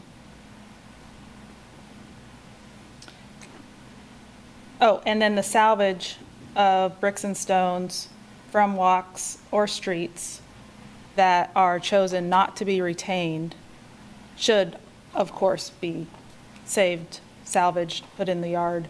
If they're in condition, that could be used in the future, of course. So I think that should be written into the policy as well. I don't think I have a firm opinion on the prioritization because it is a funding issue, I think. But I don't have an opinion yet because I don't understand exactly what is a real cost, what is a a labor issue, a city inspector going out and making these determinations, and what is a material cost for, the limited supply of salvage bricks. I don't understand really where that line is drawn, and I don't think I have to. I think it's always good to have priorities based on a set of criteria that does not change. So, the street is this old or was built or constructed in this particular year, and have that kind of criteria, is it more than 50 years old, like we do with historic properties. Set a base list of criteria that isn't something that's going to be based on opinion or something subjective. I think there's also a onus on the city to maintain the brick streets after the storm, that kind of example. And one other thing, the alternate methods of installation using tools that would have been available 100 years ago, always good idea to write those in as the preferred method and allow the more modern methods that are typical now as well. I think those are all my comments at this time. That just gave me an idea. And again, going back to what you were saying, KT, about the expertise, about people having the knowledge and the knowledge of the craft. And I'm now thinking of the analogous example of Oak Hill Cemetery, where we have a committee that has been trained, they've learned how to use the proper chemicals to clean, the stones properly and which kinds of stones and so forth. I'm wondering if there could be a likewise situation where, for example, if there's a block in East Lawrence, if a crew of people from East Lawrence want to volunteer their time and learn the craft, you know what I mean? And then could assist. I'm not saying they're required so many hours or whatever, but just, at least assist and volunteer their expertise once they've been trained. I'm just wondering if that could help with the funding, because I have some of the same concerns. I think part of what's going on with the committee is trying to prioritize, yes, we need to preserve our historic brick streets and sidewalks, and we have limited number of bricks, and we have a limited city budget. And when you tie all those together, you're starting to create limitations across everything. Do you know what interconnected with it all? And so I'm wondering if there's a way of separating, here's what our ideals are, our goals, what we would like, and here's what our limitations are. And when it comes down, when the rubber hits the brick street, then we'll figure out how we're going to prioritize and balance and negotiate a particular block or a street or a sidewalk or what have you. I don't know if that's feasible or not, but I just feel like what I've heard from a lot of the comments and the feedback today is that there's not enough flexibility in this policy, and that there needs to be some more. And I understand why you want to try and make it, organized and clear, about what is and isn't acceptable, and you're balancing with the federal law and with the state law. I get all that, I know it's a really tough balancing act. So I'm just trying to think of some creative ways of trying to deal with it. I have a few comments. I largely agree with all of the Lawrence Preservation Alliance and the East Lawrence Neighborhood Association's comments, as well as Chair Coleman's. Just to hit home on the ones that I think are most salient to me, we've heard from all parties, and I know you can't go on record in saying you might agree here, but the map needs work. I would encourage the most expansive version of the boundary possible with the aim of simplicity. You can have the overlay and a broader swath of, at a minimum, everything in the original town site, but also where there's great historic brick. I think that seems easy. It would add clarity and lack of fear. Cannot encourage that enough. Similar, 6 weeks for brick if you're going to have potential of home repair, taking up their brick, acquiring AB3, Kansas winters and rain. That's an awful big weekend project. 6 months seems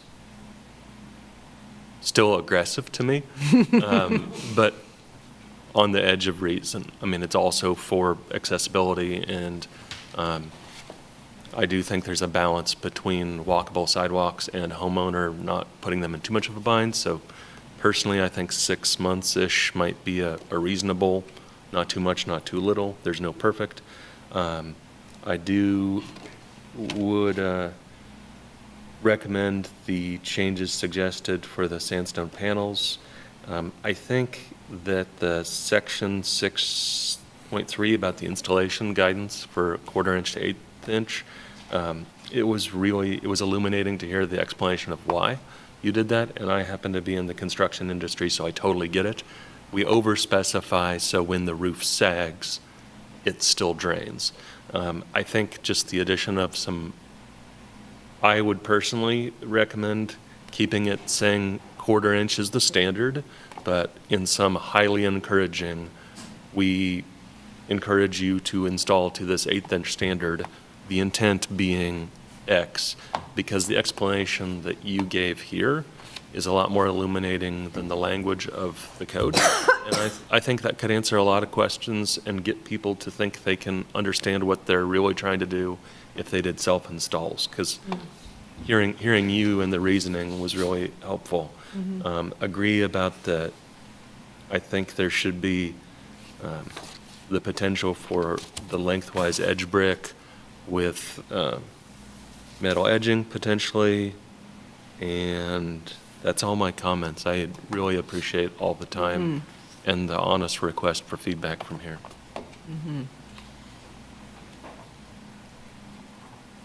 Well, and I guess it's now my turn. If you have comments. I just have a couple. I do agree with our chair that there should be some ability to, for new projects, to be able to have brick sidewalks. And there should be other options, particularly for pervious surfaces for sidewalks. So that's probably another committee of standards for new sidewalks, to be able to have some options other than concrete. I'm glad to hear that the herringbone brick is better. That was my assessment as I walked around and done my own research. And I would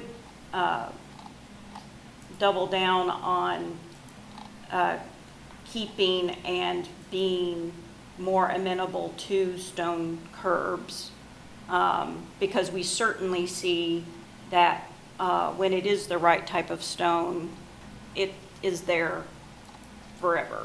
I mean, so cost-wise, you're making quite a good investment in your curb versus the concrete curbs we see around town that deteriorate very quickly, and they're being replaced every couple of years. I do think on mapping, tying it to overlay zones, I understand why, but I think it's onerous and adds an extra layer that is unnecessary to actually getting a useful map. And just from my own experience of being president of a neighborhood association, and that neighborhood association going to the time and trouble to, back in 2009, writing our own plan, neighborhood plan, and presenting it to the city, and then redoing it according to the standards. And my neighborhood, Indian Hills Neighborhood Association, still does not have a plan. So I don't hold out a lot of hope for an overlay district in East Lawrence anytime soon. So I would say don't tie that to this, because it's apparently not a quick or easy process. Yep. If it were, We gave up. Indian Hills would have a plan many years ago, and they don't. So that's my soapbox. I'm off of it now. Thank you, Cece. Thank you. Commissioner Haynes, did you have any comments or anything to add? No, I'm on the subcommittee, so I'm absorbing this right along with Cece. I look forward to working on it some more. Thank you. Thank you very much for all of your work and efforts in this area. Yeah, thank you. Thank you all. And based on the amount of feedback, I feel like revisiting you all in August, if the agenda can fit it, seems like a good idea, so you can sort of see how those changes were adopted or what the subcommittee did. So I'll put that on my website. If anyone has interest in looking at what's been done with bricks so far, lawrenceks.org/brick is where I've put everything, so little plug.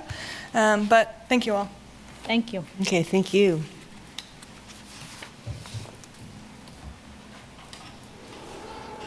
Okay, I think we're on agenda item 3. Is that Number right? 3, 1039 Pennsylvania.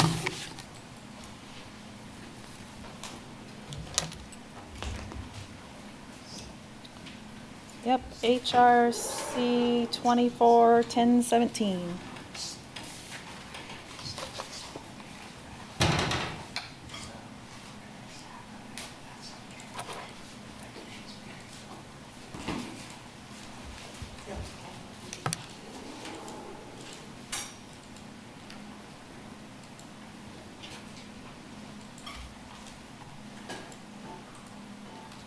Okay, good evening, Commissioners. As the Chair stated, this HRC item is 24-1017. And with this application, the applicant is requesting to construct a new single-family structure and detached garage at 1039 Pennsylvania Street. The proposed project is located in the context area of the Sergeant S. Whitcomb House located at 1029 Delaware Street, and a certificate of approval is required for the proposed new construction.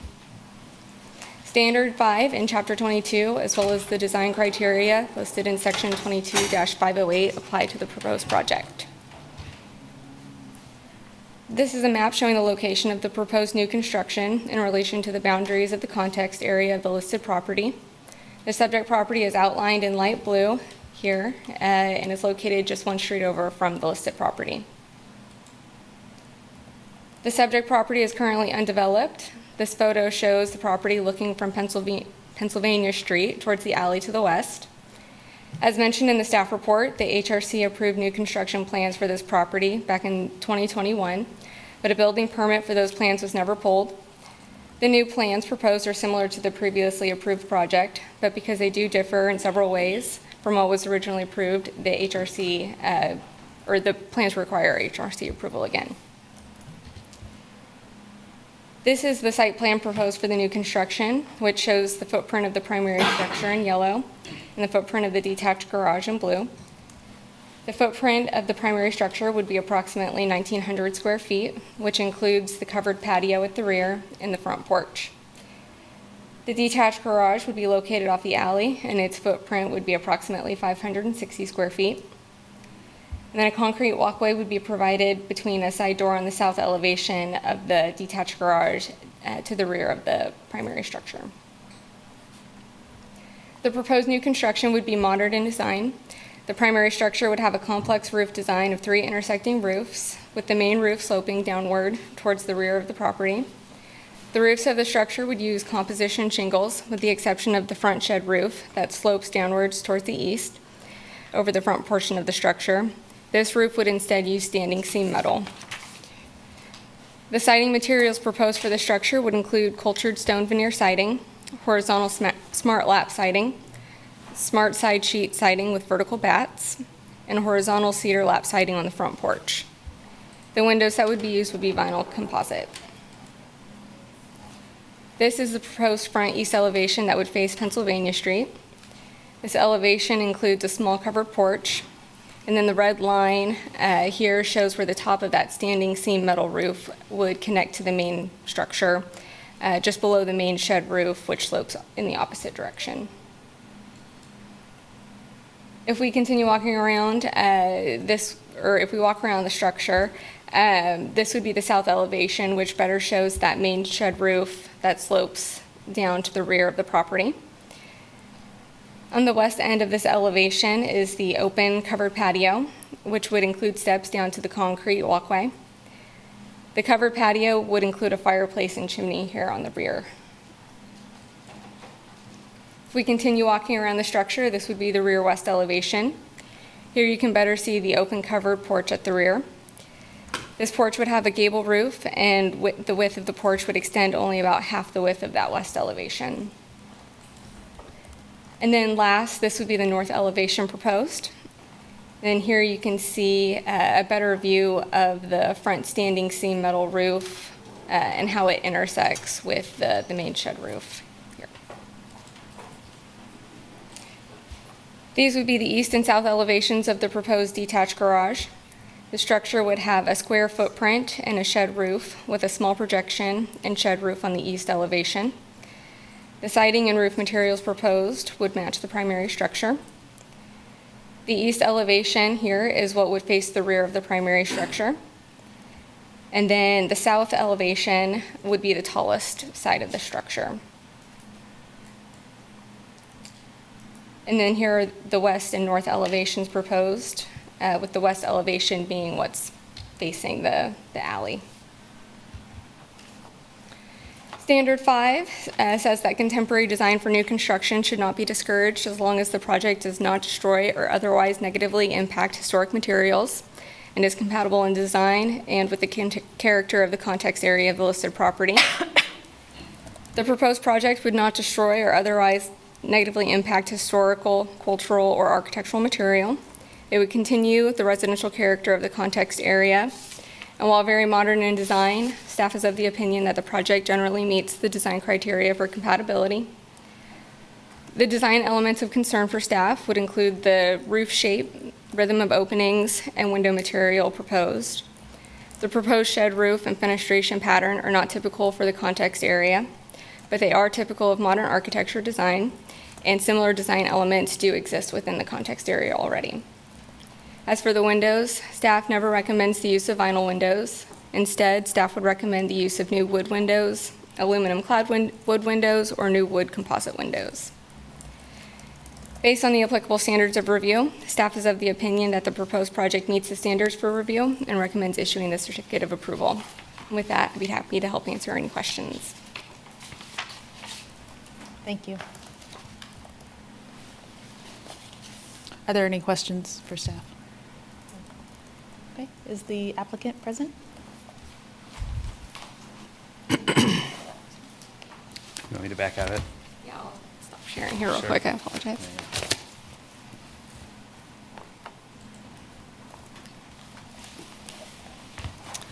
Good evening, commissioners. My name is Patrick Watkins. I'm an attorney here with my office downtown. I'm here with David Clemente. He is the builder. Appreciate Avery's work on this and her report to you. As she mentioned, this project was a victim of COVID. It's been before your board once and it was approved. It's a design that you've probably seen before. The neighboring property shares this same design. It's an effective one in that it's been appreciated in East Lawrence by other habitants of the same design. We appreciate staff's review. We know that there are some things that they'll never be able to recommend just because it's not within the guidance that the code provides. But at some level, this is the lowest standard of review, and we appreciate that they've taken into account that not everything can be meeting all of the requirements, and they've recommended approval, and we appreciate that recommendation. I'll keep it brief and simple and just say that we ask for your approval today so the project can move forward. Happy to answer any questions you might have. Thank you. Is there any public comment on this item?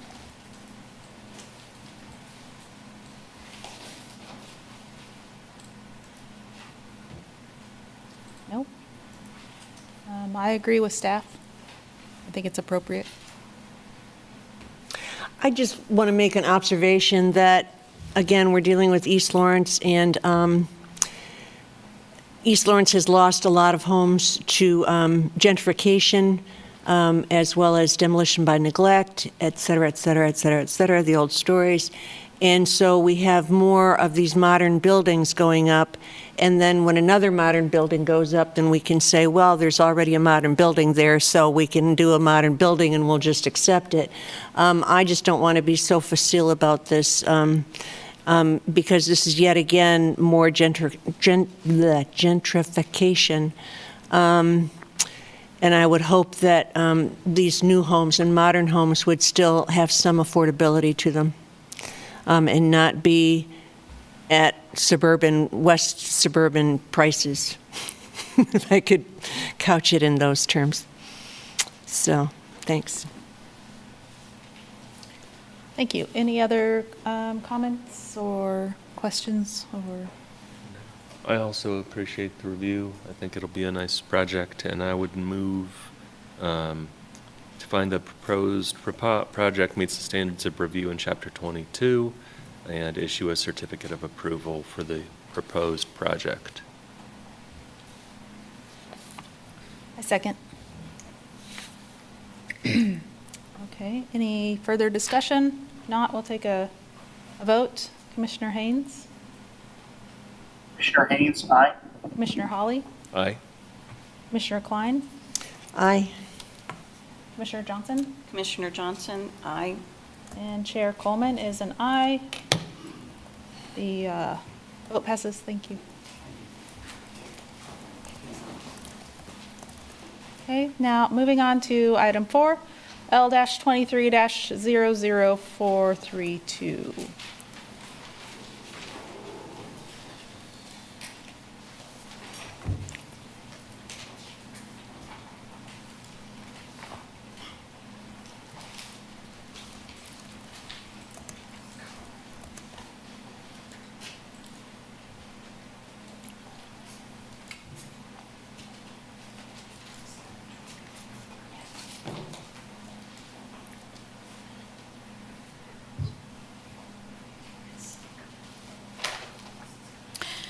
So this is 2415 Clinton Parkway, a discussion for a Lawrence Register of Historic Places nomination for the First Presbyterian Church.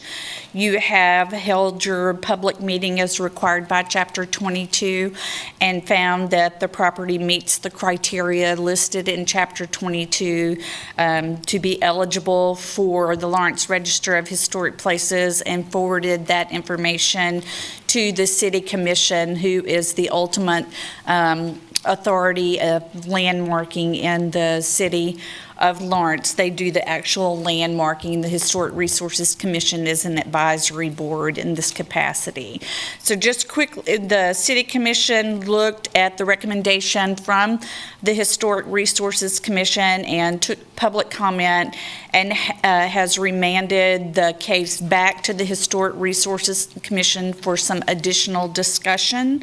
And just want to quickly go through and refamiliarize you with the project. This is the First Presbyterian Church here in the blue outline area. Clinton Parkway is to the north here.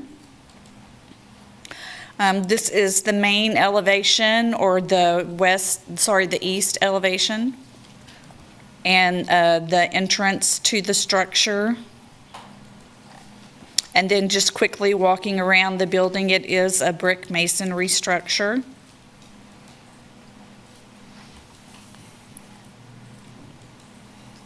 And there are the apostles' windows that are mentioned in the National Register nomination. And this is the south elevation of the structure. And then going back around to that east elevation.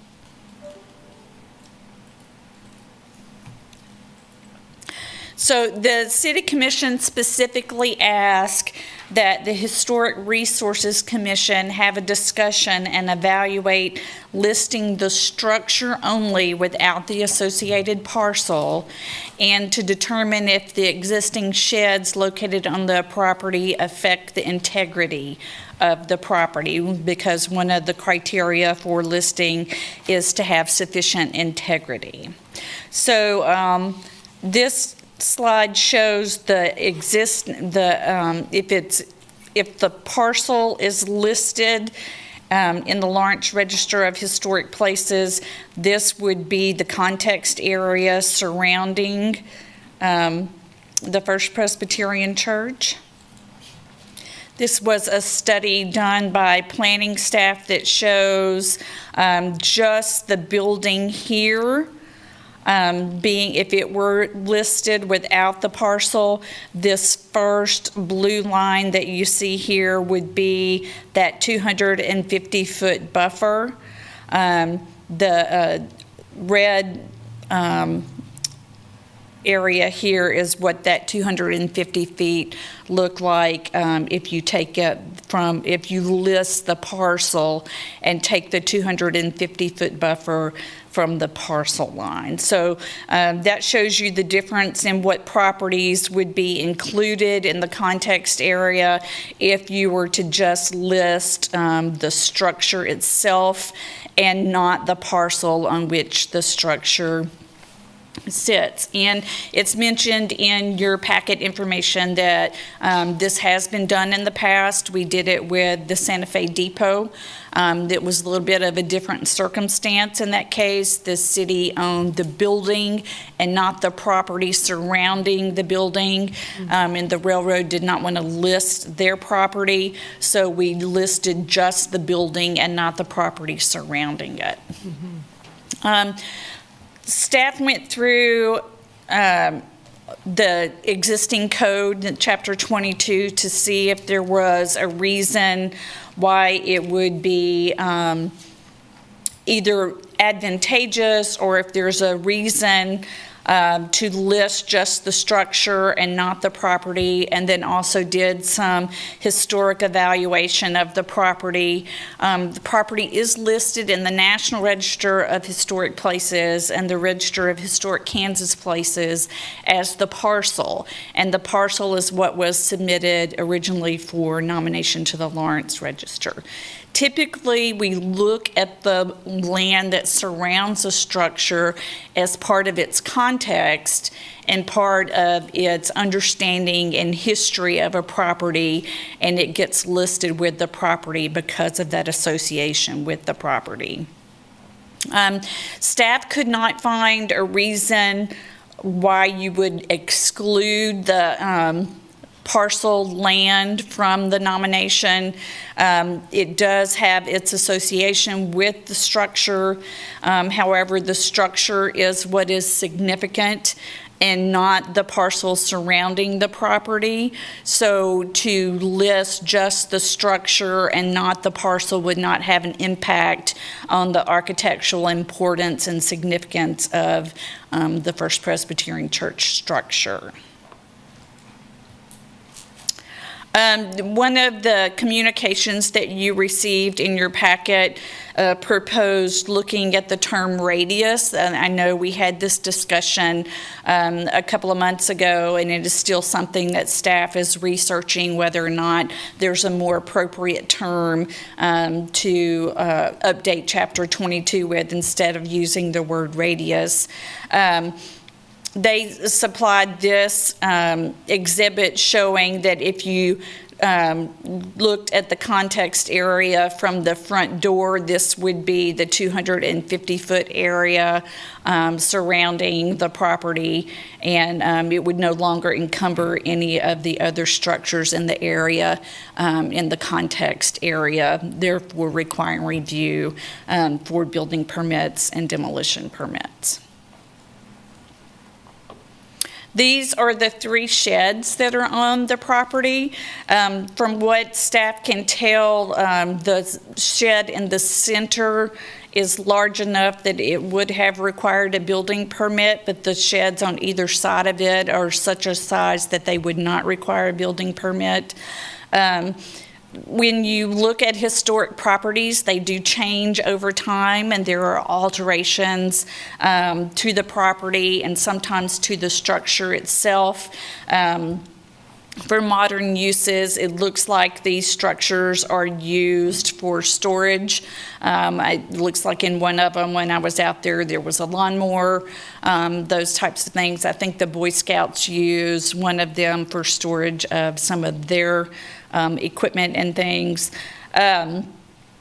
When staff looked at the impact of these 3 storage buildings on the overall historic and architectural significance of the property, we did not find that they impacted the significance. They're small, they're at the rear of the property, they're not visible from the primary public right-of-way, they're barely visible when you're looking at the primary facade of the church. So they really don't impact the architectural significance of the church building. And so staff is of the opinion that they do not impact the integrity of the site. I copied the context area definition from Chapter 22, and it is the designated 250-foot radius. There's that word around a landmark or historic district that reflects the context of the landmark or historic district. And so historically, we have always used the parcel boundaries to set up that context area. Like I said before, usually the parcel itself has some history associated with the structure that's on the site, and so those two generally go together. So when staff was looking at listing the structure only without the associated parcel, the only reason that staff was able to identify to do that would be to remove people from the context area because they don't want to be in the context area. And I think historically, this commission has heard several people who don't want to be in the context area. And when we went through a very lengthy public participation program for over a year with the rewrite of Chapter 22, it was never brought out in the public that this context area should go away, that it should be more not as strict as it was, but it is a planning tool to look at how we're reacting to areas around our significant historic resources. And so staff could not find a reason in the code or in the historic nature or the architectural significance of the property to look at doing just the structure and not the property. However, as it's mentioned in your cover memo, by the same token, it's the structure that's significant for its architecture. So you could list just the structure and it would still be architecturally significant. And then staff, as I mentioned, the determination on the existing sheds, staff was of the opinion that they did not impact the integrity of the property. And so with that, I'd be happy to stand for any questions you may have. I know there are several people here who wish to speak to the item. And I have a question before we take public comment, and it's regarding how to evaluate a property that doesn't have any established patterns or cohesive patterns in the context area. How would you, I'm sure we have one that you can tell us, it's just like that one. right, I couldn't think of it. I'm drawing a blank, but we do have some properties that are in an area that's a mix of commercial and residential, and so it's kind of a hodgepodge, and there's not one overarching set pattern that you're looking at from a context perspective.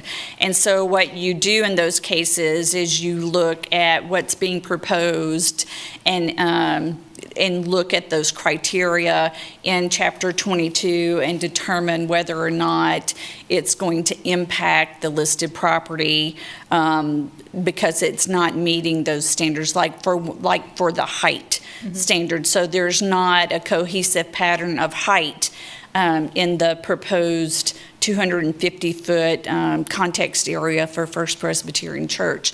But within that context area, you have one-story buildings, you have two-story buildings, you have three-story buildings. And so when you would be looking at a context review for new construction, you would be able to say, well, if you're looking at the height criteria as it's defined in Chapter 22, you already have three-story buildings in the context area, so it would be appropriate to have a three-story building. It might even be appropriate to have a four-story building because it's not that much of a change in height. So you would just have to kind of look and evaluate based on those criteria.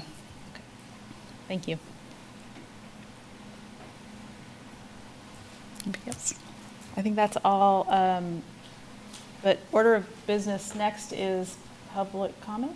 Yes. If there is public comment, we'll take that now. Good evening.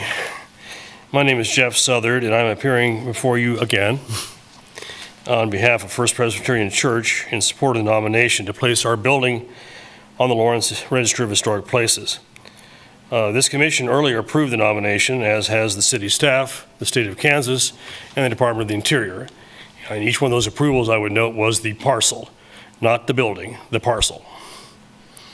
The city commission did send it back to you due to some arguments that can only be termed, in my opinion, red herrings, and they can be easily disposed of.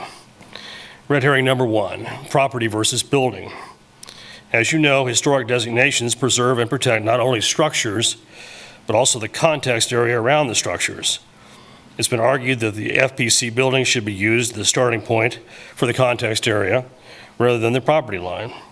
That would have the effect of limiting the designation. It was also suggested that 150 feet should be used instead of 250. Commissioners, these are things that you simply cannot do as a matter of black letter law. The plain language of the ordinance sets forth what the context area is. At section 22-404C2, again, that's 22-404C2, it states that the 250-foot context area is, and I quote, measured from the boundaries of the real property upon which the nominated landmark is located. The boundaries of the property, not the building. So we have 250 feet, not 150. And the starting point, which is used, is the boundary of the real property, not the edge of the building. Ladies and gentlemen, this is what the ordinance says. You can't change it, you can't ignore it. It is what it is. You saw the graph there showing the effect of the radius, circle radius. It would make the context area meaningless in this situation because the building is so big, the edge of the circle wouldn't even reach off the property. So you wouldn't have a context area at all to speak of. All right, red herring number 2, the mysterious sheds. It's also been argued that the existence of 3 detached sheds on the south side of the church parking lot somehow disqualify the church itself. This argument is difficult for me to understand. First, the historic designation of First Presbyterian Church by the state and federal authorities looked at the architectural uniqueness of the building, which was designed by Edward Sovic, a nationally known architect during the 60s and 70s. Sovic had nothing to do with the sheds. It would be truly bizarre to say that a building could be historic and then because of some detached structures that have nothing to do with the building, somehow lose that status. That makes no sense. Second, when it comes to detached structures, FPC also has a building for HVAC equipment that's detached, playground equipment for the preschool, metal tanks for our community garden, and trash cans. Those are all detached. Those certainly can't count against us. So these sheds should not either. Finally, it may be claimed that First Presbyterian Church has somehow weaponized the historic resource process to stop a developer that the church is currently in a lawsuit against. This is also absurd. If we wanted to use the process that way, why do we wait 3 years ago before spending time and money in a lawsuit? We're in court already. We don't need to use this process for that purpose. We're taking the right approach there, and we want to take the right approach here. In conclusion, these red herrings should be seen for what they are, and this body should reaffirm its earlier finding that First Presbyterian Church is a landmark in the city of Lawrence, and do so without further delay. If you have any questions, I'll be happy to take them. Again, that's 22-404C2. If you haven't read it lately, I would commend it to your attention. Okay? Thank you.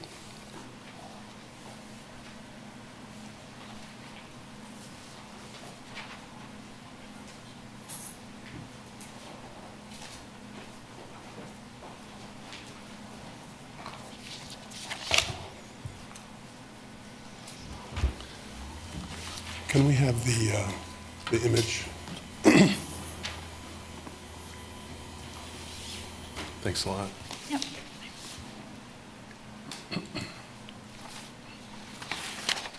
I can find. Thank you very much. Good evening. My name is James Peterson, and I'm the president of Park 25, Inc. At the April 18 HRC meeting, I walked you through some photographs in my April 17 letter, which expressed opposition to including Park 25 apartments in any context area that would be created by the approval of the FPC application for historic recognition. I believe we established at that meeting and at the commission meeting that the lawn care shed at FPC is of the very lowest construction quality constructed of oriented strand board, which is shredded scraps of wood that are glued together and heated to form a board-like building material. The doors of the shed are also constructed of the same material. The three sheds have different roofs, different colors, different siding, oriented in different directions. At the June 4 City Commission meeting, the commissioners seemed very interested in finding a way to accommodate the church's desire for further historic recognition, while at the same time finding a way to avoid weaponization of the HRC code and asymmetric or lopsided application of regulatory power. Also at the City Commission meeting, there was a discussion of whether the historic place, and they mentioned one specifically, could have a trash dumpster at the historic place without diluting their historic status. Stepping back from that question, which was an interesting question, we weren't able to address it. I think the deeper question is whether historic recognition of FPC, the church, would prevent other businesses in the context area from having dumpster enclosures that are the same as what the church has. The dumpster enclosures that the church has are pictured in my April 17 letter that you have in the file on page 9. My further question is, would other businesses be allowed to construct sheds of the same quality as the sheds on the church property if the church's application was approved? In reviewing neighboring properties in the future, the HRC can ignore the cheap sheds and force us to meet a context area standard based upon the brick building that is farther away from us. This is lopsided and we believe an unfair application of regulatory power. There is a way to mitigate the effect of the church's application on surrounding property taxpayers and businesses, and that is to do what I've illustrated here in my letter, which is in your packet. That is to center the historic recognition on the Trinity doorway, which is the front door of the church. And doing so would give the church all the recognition that they've publicly said that they want, and would be consistent with city precedent of recognizing individual elements instead of entire structures. And there was considerable discussion at the City Commission meeting as well about some individual elements that have been recognized here in the city and the possibility of doing so in this case. Doing what's proposed here would also protect all of the surrounding businesses, including the residential apartments and the shopping center, from attack using the HRC code as a weapon. I appreciate very much Lynn's comments about the non-historic sheds, and I want to refer you to paragraph 5 of the agenda item report, paragraph 5 on page 2, and keep in mind as we just think about that paragraph that Park 25 is farther away from the church than the sheds. If I put my mouse on here, can you see where my mouse is? Yeah. These are the three sheds right here. And Park 25 Apartments is all the way down here. And the property line is right about here, these vertical pieces of lumber that the church has put in there. So the distance from the church to the sheds is quite close, but from the sheds to Park 25 is quite a bit farther. The staff report says that there are 3 non-historic sheds located on the property. The sheds do not contribute to the architectural significance of the property. It's not unusual to have structures on a property that do not contribute to the overall significance of a property. Staff evaluated the non-historic sheds to determine if they impact the overall significance of the property. The sheds are located to the rear of the historic structure and are small when compared to the primary structure. They do not impact views. We're much farther away than these sheds. And the thought that the context area should extend beyond the sheds to us, farther away.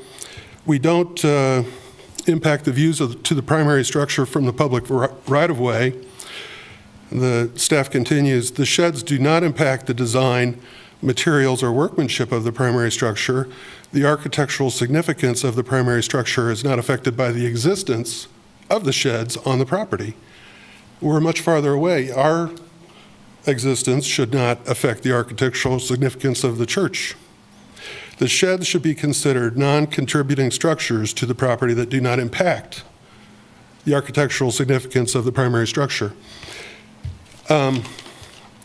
We heard tonight Mr. Southern, as he explained his application to you, he's very protective of having a full 250-foot context area. That's because they want to control what surrounds them. But staff recognizes that going beyond these sheds, the sheds don't impact the church. We're farther away. We shouldn't impact the church. We urge the HRC not to recommend the approval of any historic application that would hold the properties south of the First Presbyterian Church to an architectural review standard that would not be met by the church's existing structures. Thank you.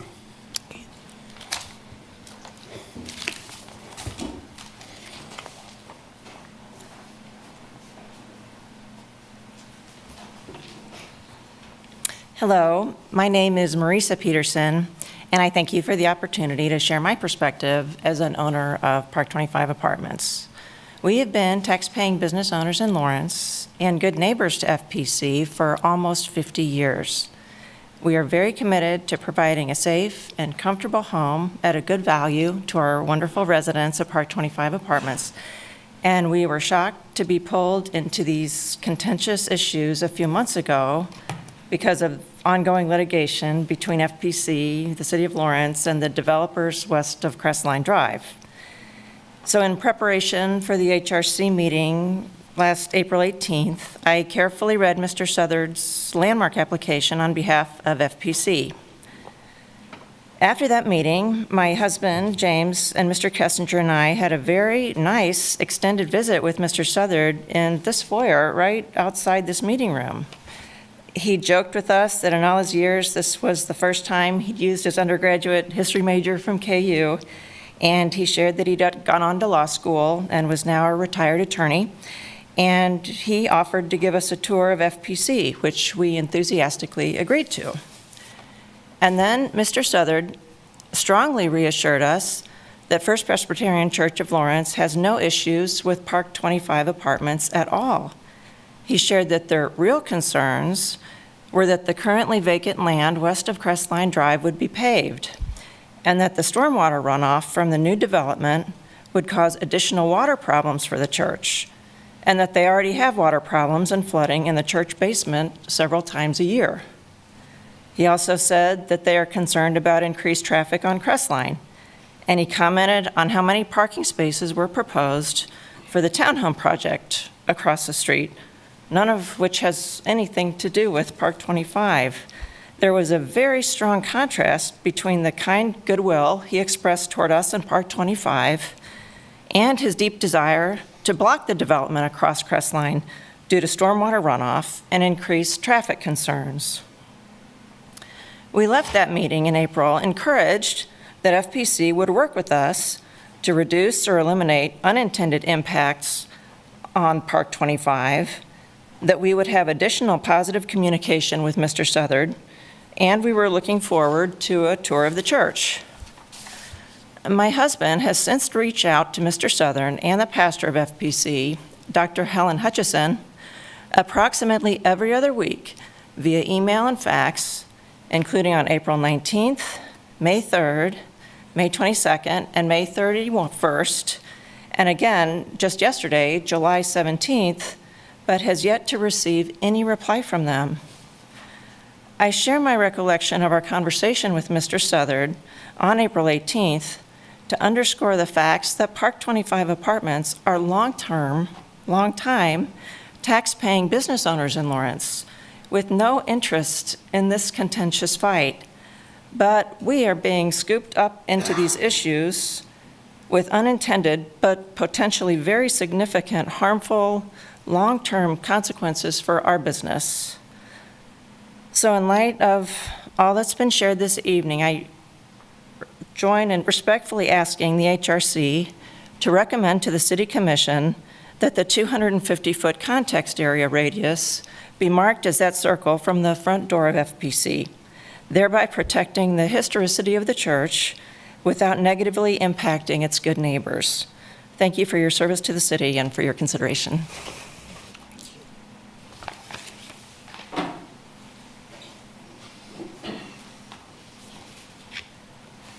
Good evening. My name is James Kessinger. I'm the attorney for Park 25 Apartments. I appreciate you taking a few minutes to listen to my perspective, which is a little bit different than the owner's perspective. I was at the council meeting that caused the referral back to you, and there was significant concern among council members as to the impacts for the application of the context area, and that's why they sent it back to you. There was also significant question about the ordinance, and we've heard tonight, and I think we all know, that the city underwent a long period of time of evaluating the ordinance. Now that you have it, there are some problems with it, and it may need to be revised. Your context area is defined in your ordinance, and it was flashed on the screen. It says a designated 250-foot radius around a landmark. Well, what's the landmark? Well, landmark is defined in the definition section in section 14 of chapter 22. A landmark is defined as a site, a structure, or an object that is worthy of preservation, restoration, or rehabilitation because of its historic and or architectural significance to the city. So you can recommend that the landmark be the front door, the Trinity doors, the pieces that the applicant lists in their application that have historical significance. Now, the basis of their application is architectural. It's not historic. There's nothing in the application that tells you that there's some big historic event that happened on the grounds. So what is it that you're trying to protect? Are you trying to protect land, or are you trying to protect architecture? If you stick to the application, then you would define the landmark as the architecture. If you go broader than that, then you're going to have unintended consequences to my client, Park 25. If affordable housing is something that you're concerned about here in your town, Park 25 has 27 buildings as a part of its context. If you look at the definition, if any of the buildings are in the context area, then they're all in the context area. And you extend way far out. You affect this entire campus. If you want affordable housing, but then you superimpose a layer of administrative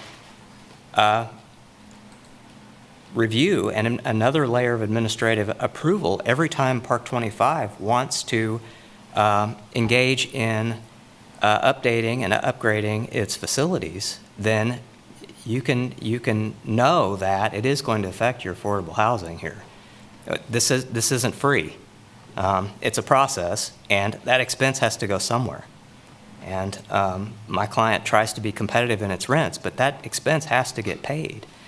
So we're asking you to give everybody what they want.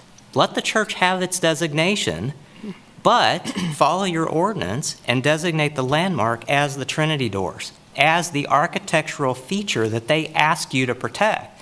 And if you do that, then you will not have those unintended consequences to my client or the commercial properties around in the circle.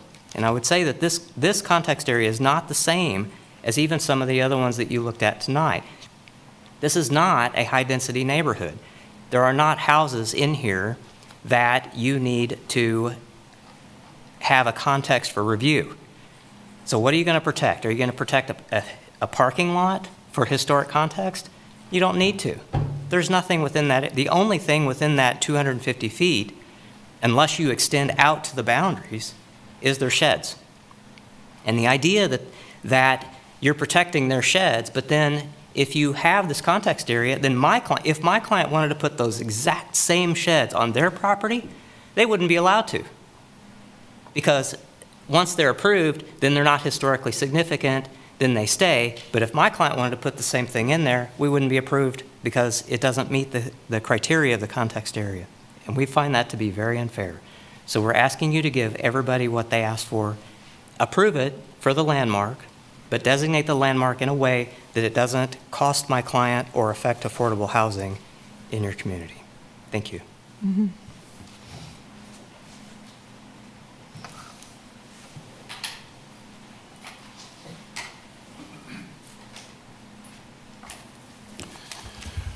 Madam Chair and members of the Commission, Greg Musil here on behalf of Iowa Street Partners, the owners of the vacant land west of Crestline and Fountain Residential, which is under contract and has approval from the City Commission to build housing on that site. And as Mrs. Peterson pointed out, we seem to be the instigator of this because the church has been in litigation with the City of Lawrence, not directly against my client, but suing the City of Lawrence for the site plan approval. And a trial was held in March, and the local judge ruled for the second time that the city's action was reasonable. So what do we get here? Kind of why are we here? I don't know if any of you watched the City Commission's video from the June 4th meeting, but there was serious concern expressed by the 4 commissioners who were there that night about this and about the potential to find a way to use the structure to define the context area in a way that wouldn't affect all of the neighboring property owners, all of whom had either appeared at that meeting or had submitted something. And there's a simple solution which Mr. Peterson has already suggested to you, which is to do the radius from the Trinity doors, the main doors of the building. It protects the entire building. It eliminates the context area concerns of Mr. Peterson's client, the Block and Company client, the Lawrence Douglas County Housing Authority, and the other neighbors around there, including KU Endowment to the north. It's a simple solution. And the property, the parcel is already protected by the state and federal designations. So why is it so important to the church to include the parcel here and to include a 250-foot boundary, not a radius, but a boundary around its parcel? And the only logical conclusion for the church demanding that is that it wants to, in the future, object to my client's project west of Crestline and have the right to object to other renovations, remodeling, rebuilding of Park 25 or other properties within the larger context area. I think Ms. Zollner told you they didn't find anything in the code that said you should do this. There isn't anything in the code that says you shouldn't do this or that you can't do this. You can establish a radius that protects the church structure and protects the property without affecting all of the other neighbors. I have to respond to Mr. Southard because we're both lawyers and that's what we do. He cited 404C2 as the black letter law on this. 404C2 is the code section that says who you notify about a landmark application. It's in the notice section. It is not the definition of context area, which is at the end of the code and uses the word radius. So when we talk about black letter law, we ought to talk about the English language and what it means. And at the commission meeting, Assistant City Attorney Randy Larkin was there, and there was discussion about the fact that the code says radius, and we're not using radius. So that is of concern. Why would you force Mr. and Mrs. Peterson when they want to renovate, improve, rebuild Park 25 to go through the process we heard earlier tonight on Louisiana and the other project in order to protect the brick structure of the building? It's not to protect the structure of the building because it's already protected, state, federal, and it would be protected under Mr. Peterson's proposal. It's not to protect the church in other ways because everything is already protected. It is to allow the church or anyone else to come and object to what neighbors want to do with their property in an area that you recognize, and I think Ms. Zollner and staff recognize, does not really have a context. We have commercial, we have apartments, we have single family a half mile away, we have vacant land to the north that's going to be a Dillon's grocery store on the KU endowment land. But what you will do if we can't accept a compromise that protects the church and allows the rest of the neighbors to live their lives on their own, then we're going to continue to have this friction, which is unnecessary and detracts from your purpose as a Historic Resources Commission. I think it's unfortunate that that is the case, but it's clear. I asked the church at the commission meeting, will you just accept that the context area doesn't include the neighboring properties? Just tell us that you're not going to do that and you're not going to fight us. And we never heard anything from them. Mr. Peterson asked them, look at this radius. If you accept that, we'll all be here tonight saying, we want you to do the same thing, Historic Resources Commission, and instead he gets no response. They've been ghosted now for months, and it's unfortunate, and it continues this friction and this divide within the community when we have a way to unify us. I appreciate your time.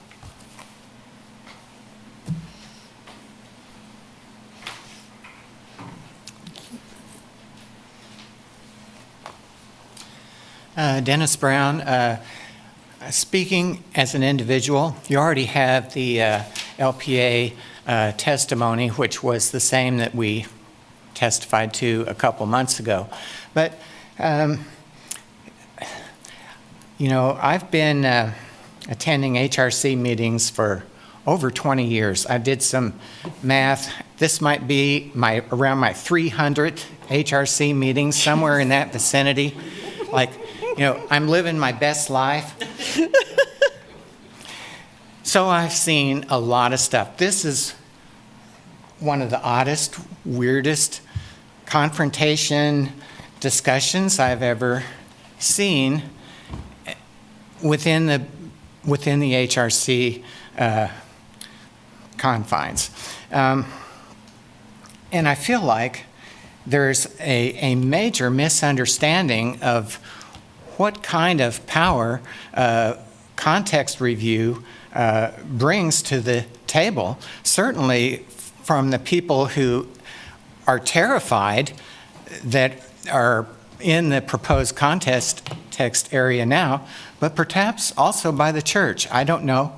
I don't know what the church's intent is. If the church has some kind of intent to control their neighbors, they don't understand context areas either. And they'll find out that it doesn't work that way. I can only think of really one major project development that barely got denied on appeal at City Commission that was right across the street from two of the most historic properties we have in Lawrence. So, you know, it doesn't get any more than that. Sorry, church, you're not the Watkins Museum, you're not the Douglas County Courthouse. Mm-hmm. Context barely stopped that. There's probably been some others that I could count on one hand but not use all five fingers in 20 years, but I can't think of them particularly. I've come to think what I really appreciate from the context review that we process that we have here are much more minor things. I think the pre-application meeting with the planning preservation professional, so your design people are coming in to meet with the preservation professional on staff, is probably one of the most valuable things that we gain from context review. If they continue on to their application, and maybe they didn't quite see eye to eye with staff, then a lot of times it comes to the commission and there's a recommendation for the applicant to meet with the Architectural Review Committee. And that's also, over the years, I've seen as a very valuable thing. You get to meet with 2 or 3 professional architects who are donating their time to this process to try to help figure out, and let's think about this phrase that we hear all the time, how to meet the guidelines while still gaining your project goals. That's what the Architectural Review Committee does. There were 2 context area reviews here tonight. Nobody brought their attorneys. It was pretty easy. One had to go to the Architectural Review Committee. That worked out. The other one got their approval tonight. No problem. You want to build a shed on your property? Build a shed.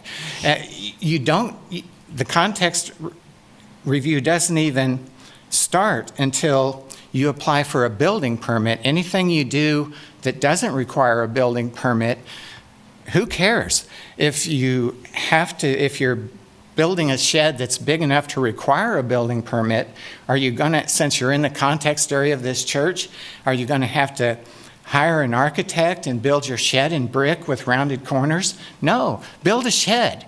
Maybe it gets administratively approved. I really feel like this dispute that's gone on is adding way too much fire to what's before this body and before the City Commission. I thought the City Commission's discussion on this item was really poor. And I thought only Commissioner Sellers got it, that what are we talking about these sheds for? There's multifamily, there's commercial, there's single family, there's KU, all this stuff in the context area. Those stuff, that all is allowed to exist. It's not like you can't do anything to your property anymore. So, I feel this has just been real disappointing as a longtime observer of HRC. Real disappointing in a lot of ways. Thank you. Any other public comment?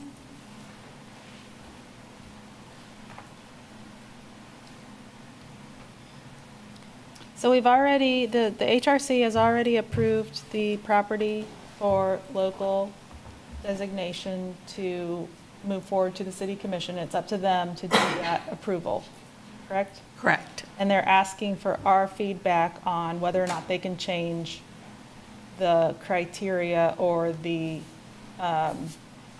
applicable Chapter 22 guidelines that apply to this property. They're asking you specifically to evaluate listing the structure only without the associated parcel and to determine if the existing sheds located on the property affect the integrity of the property. Those are the 2 items they remanded back to you for discussion and for to forward back to them. Right. Okay, so the easy one first, the sheds have nothing to do Nothing to do with anything. with anything. Right. We can agree on that. Yep. Could you define parcel for me? When you say, what do you mean by parcel? Are you pointing out the property lines? So when you say the property lines of the church, is that the roadway next to Clinton, Crest Line, the road below, and the road next to? Is that? It's the blue line. Yeah, it's this blue area here, right? Yep. So that's what you mean by the parcel. That's the property that the church owns, correct? Yes. Okay. This blue, let me share. Not the bigger blue, but the smaller blue, right? Correct. Okay. All right. So what I have thought from the very beginning, when we got this project to begin with, was that why the heck are we talking about a 250-foot context area in a context that was built in the 1960s when it used to be fields? And I just don't see how it applies to this situation of why you need the 250 context area.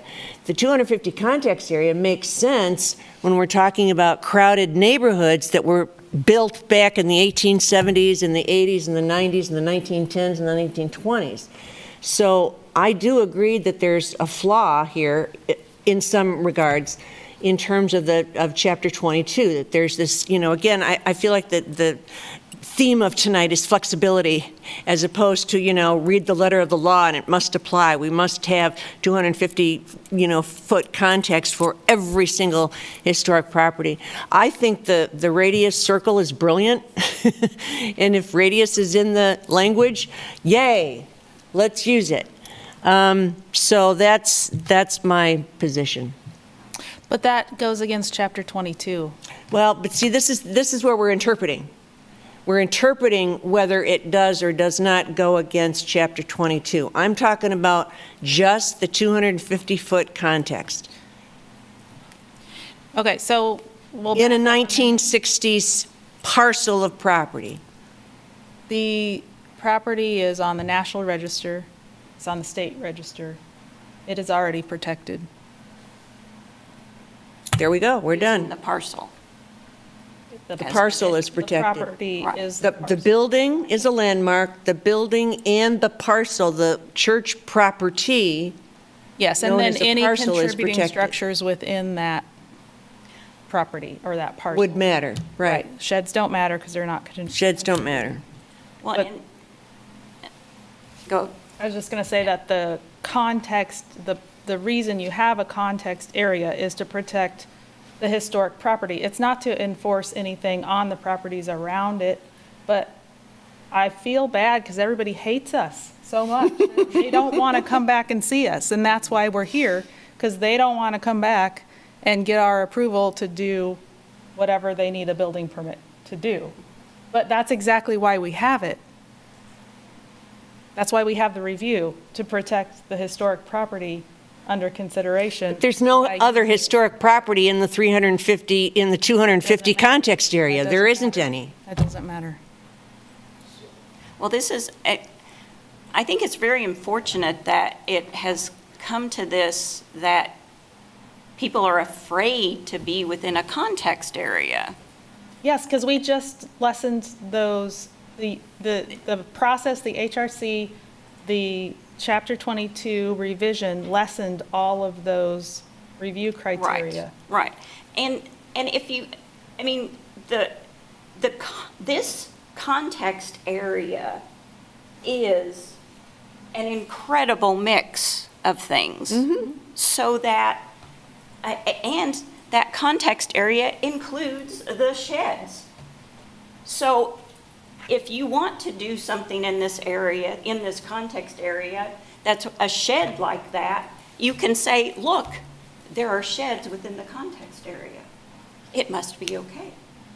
The context area here is so diverse that you have such a wide range of things that are going to be perfectly okay within that context area.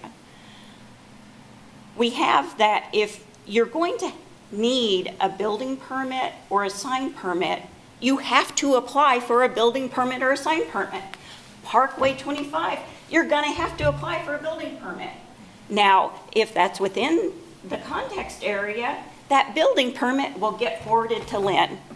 Lynn will say, oh, this is something we can approve administratively. It will get put on the next HRC committee meeting agenda.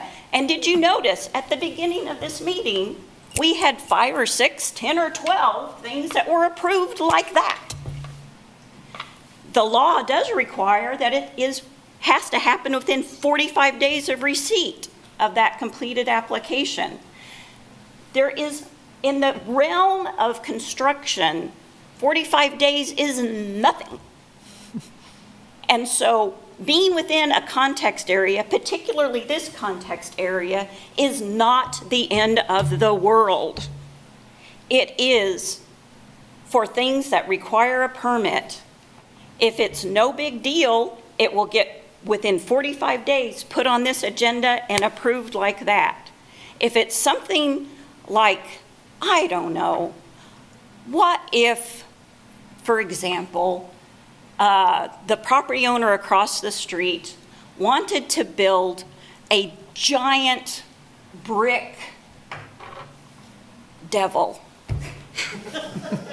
And it was thought that perhaps within that context area, a giant brick devil would interfere with the historic building across the street.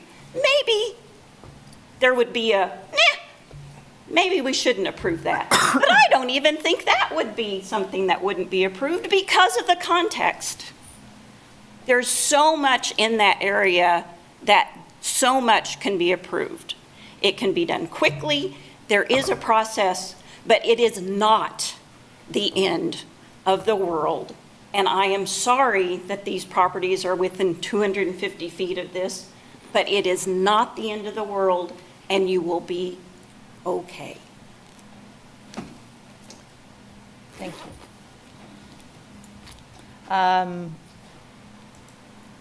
Well, the question before us that the city wants us to answer, city commission, is do we list the structure only without? That was my point, yes, thank you. I'm trying to get back to the language of what the city So commission the is city asking us to do commission here. can deny the application. If the local listing does not have to subject itself to the 250 feet context area, there's no reason to have it, I think. In this case? There's no reason to have it on the local register. If they don't want the context area, you don't approve it for the local register. That's the city commission's purview to do that, I believe. Is that? I believe that's correct. Lynn? Are you saying because it's already listed in the national and the it's already done. Kansas register that it shouldn't be on the Lawrence register? I'm Is that saying what- it's the city commission's purview. The city commission can approve or deny the application. They are the final authority. Yes, I do not believe that the HRC should recommend to the city commissioner any special case based on a point in the building, because it's the entire building and the property that is significant, and that is what Right. the National Register nomination document was written on. If it was written on just the Trinity doorway, then I would agree that it could be based on the Trinity doorway, but because it's written on the entire property, I don't believe that the local listing should be referring to the Trinity doorway. So, in my opinion, that is not a viable option. It does not warrant a special case. And if the city commission wants to, they can say it's not accepted on the Lawrence Register of Historic Places. Any other thoughts? I have one question and one thought. Lynn, if the city were to deny its place on the, under this submission as the Lawrence Register, are there any grants, et cetera, that would be missed out on? That's a good question. No, most of the grants and financial incentives are tied to that national register or that Kansas register listing. Listing in the Lawrence Register of Historic Places is basically honorific. It's our list of the most important architecturally and historically significant structures in the city. So it's like an honor roll of structures or properties that we believe are significant that go toward making up that unmistakable identity that is the city of Lawrence. I guess I wound up having a couple more questions, so I think they're all pretty quick. Second, apologies, I lost my tab that had the original submission. As the original submission to the Lawrence Register was it for building or site specifically? It was for the parcel. It was for the parcel. Yes. Meaning the church property. Right. Everything on the church The legal property. description Okay, that's what I. for the property owned by First Church Presbyterian Church. And my third and final question to you, if the city denied this at their leisure, would there be anything in any section of the code to prevent the resubmission of the building only to the Lawrence Register? There is, hold on, let me check on I don't know if stamp. double jeopardy applies to Kansas Yeah, registered I had the same warrants. question because if there was, for example, a smaller structure like a separate bell tower or something that wanted to be locally listed, but it wasn't nationally significant, could you just list that structure? Oh, or like our that Southwest Bell Tower. obelisk?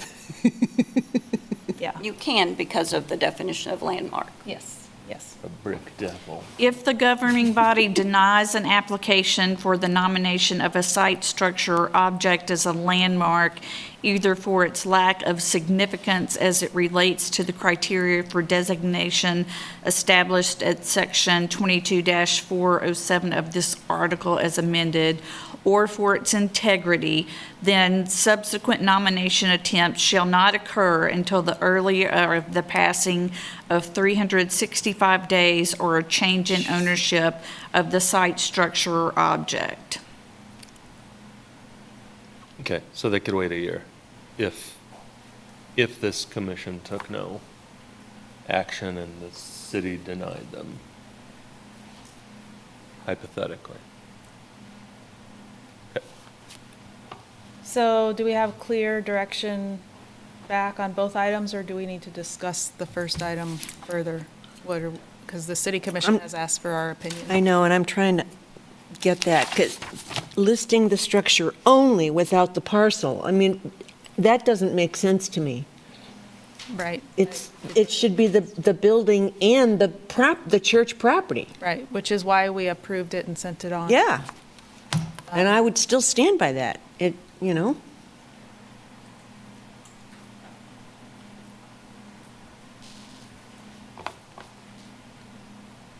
If the local nomination was written for the building only, that might be possible. But I don't know why you would do that. Yeah, why would you do that? I mean, if I was the owner and I was writing a National Register nomination and I followed up with a local designation nomination, I would use the same criteria. And it's already on the national, and it's already on the state. We're quibbling about the Lawrence, correct? Correct. Yeah. The appropriate time to comment on Chapter 22 was last year, and that, the original, was it the original version of Chapter 22 was written in the 80s. In the 80s. 89, I believe. A long time ago. Yeah, so it was around a long time, and the HRC had it on the list to revise for a long time, and worked on it for years, and had public comment several times, and meetings several times. So I would imagine it will be revised again in the future, at some point, but not soon. So staff would ask you to, in the form of a motion, give an evaluation of listing the structure only without the associated parcel as one motion, and then in a separate motion to determine if the existing sheds located on the property affect the integrity of the property. Well, we've already agreed, but we haven't made a motion that the sheds do not affect the integrity of the property whatsoever. They're just sheds. It's just a no-brainer. And I would make a motion that, or add to your motion, I guess. It needs to be one motion. Was that a motion? Well, yeah, okay, we should probably just do two separate, because they have ones. two separate things. So I move that we determine that the existing sheds located on the property do not affect the integrity of the church property. I Second. Oh, you second. Holly second. Commissioner Haynes. Commissioner Haynes, aye. Commissioner Holly. Aye. Commissioner Klein. Aye. Commissioner Johnson. Commissioner Johnson, yes. And Chair Coleman, yes. So that motion stands. I will make a motion that there is no basis or logic for listing the structure without the associated parcel. The church property. And our guidance is to not do that. I don't know how to state that. This is we have a semi-motion on the floor. Yeah. I guess I do Yeah, have a question. amend it for me. Just as a point of what clarification as to what the ask recommendation, is it within the city's purview to modify an application? Like if this went to the city commission, are they asking us for an opinion on the legality of their modifying a application? I know they'd go to Randy, but Right, they're just asking for you to evaluate whether or not listing the structure without the property meets the criteria for designation, and evaluate that. Is that better? Is it worse? Is it the same as listing the entire property? So they're asking you to evaluate listing the structure only without the associated parcel. So do we want a motion that says the church structure and... Hold on just a second. I'm sorry. Motion on the floor. Sorry. That was never completed. Would you like to withdraw that motion? I will withdraw that motion. Oh, I was going to second your motion. Well, I didn't finish it. Oh, okay. It was unfinished. Just trying to simplify this. Yes, please. So would, if you look at,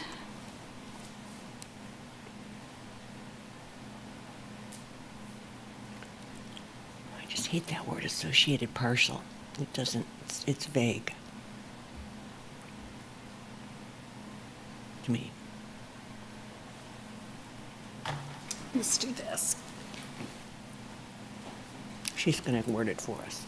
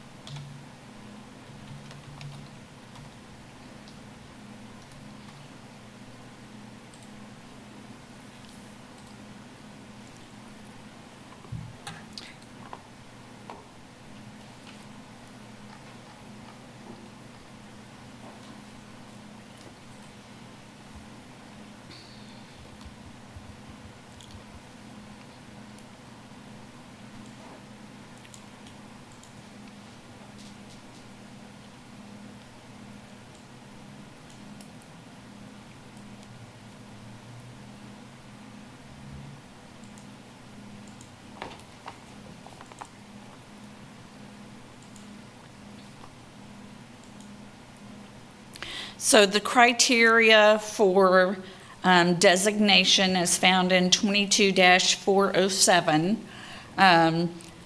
Talks about whether the nominated site, structure, object, or area is associated with events that have made a contribution to the broad patterns of the city's history, whether the nominated site, structure, object, or area is associated with the lives of significant persons from the city's past, whether the nominated site, structure, object, or area is associated with the city's cultural or a cultural location of the city. Number 4, which is what you recommended for listing when you saw this originally, was whether the nominated site, structure, object, or area embodies the distinctive characteristics of a type, period, or method of construction, illustrates the work of a master, possesses high artistic value, represents a significant and distinguishable entity whose components may lack individual distinction or architecture, or exemplifies vernacular architecture. And then number 5 is whether or not the nominated site, structure, object, or area is located on a property that yields or may likely yield information important in prehistory or history. So you found that the nomination of the property as submitted to meet criteria 4 in section 22-407 criteria for designation. So my question to you would be,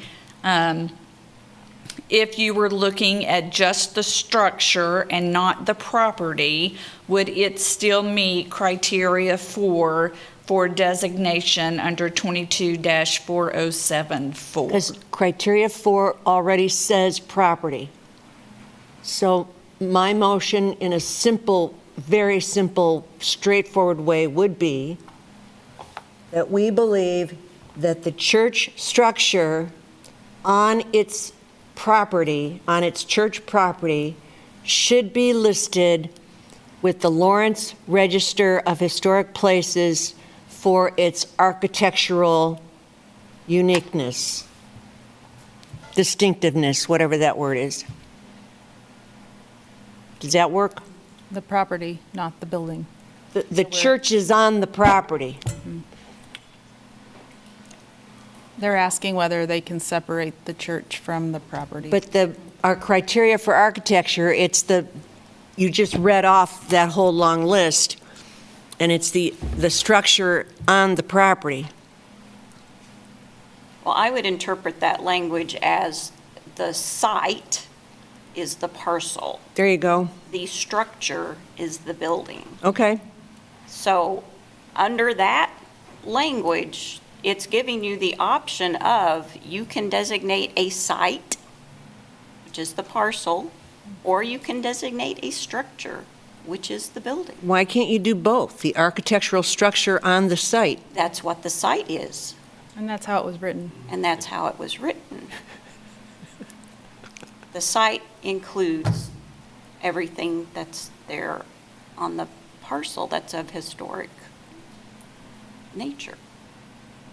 Including the parking lot. Building. So listing the structure only without the associated parcel is not supported by the nomination. That's not how the nomination was written. It was written as a site, not as a structure. That simplifies it. And I'd the have to go site back is and look at the including the proposal. I thought it was building and mostly how it architecture. sits on the property.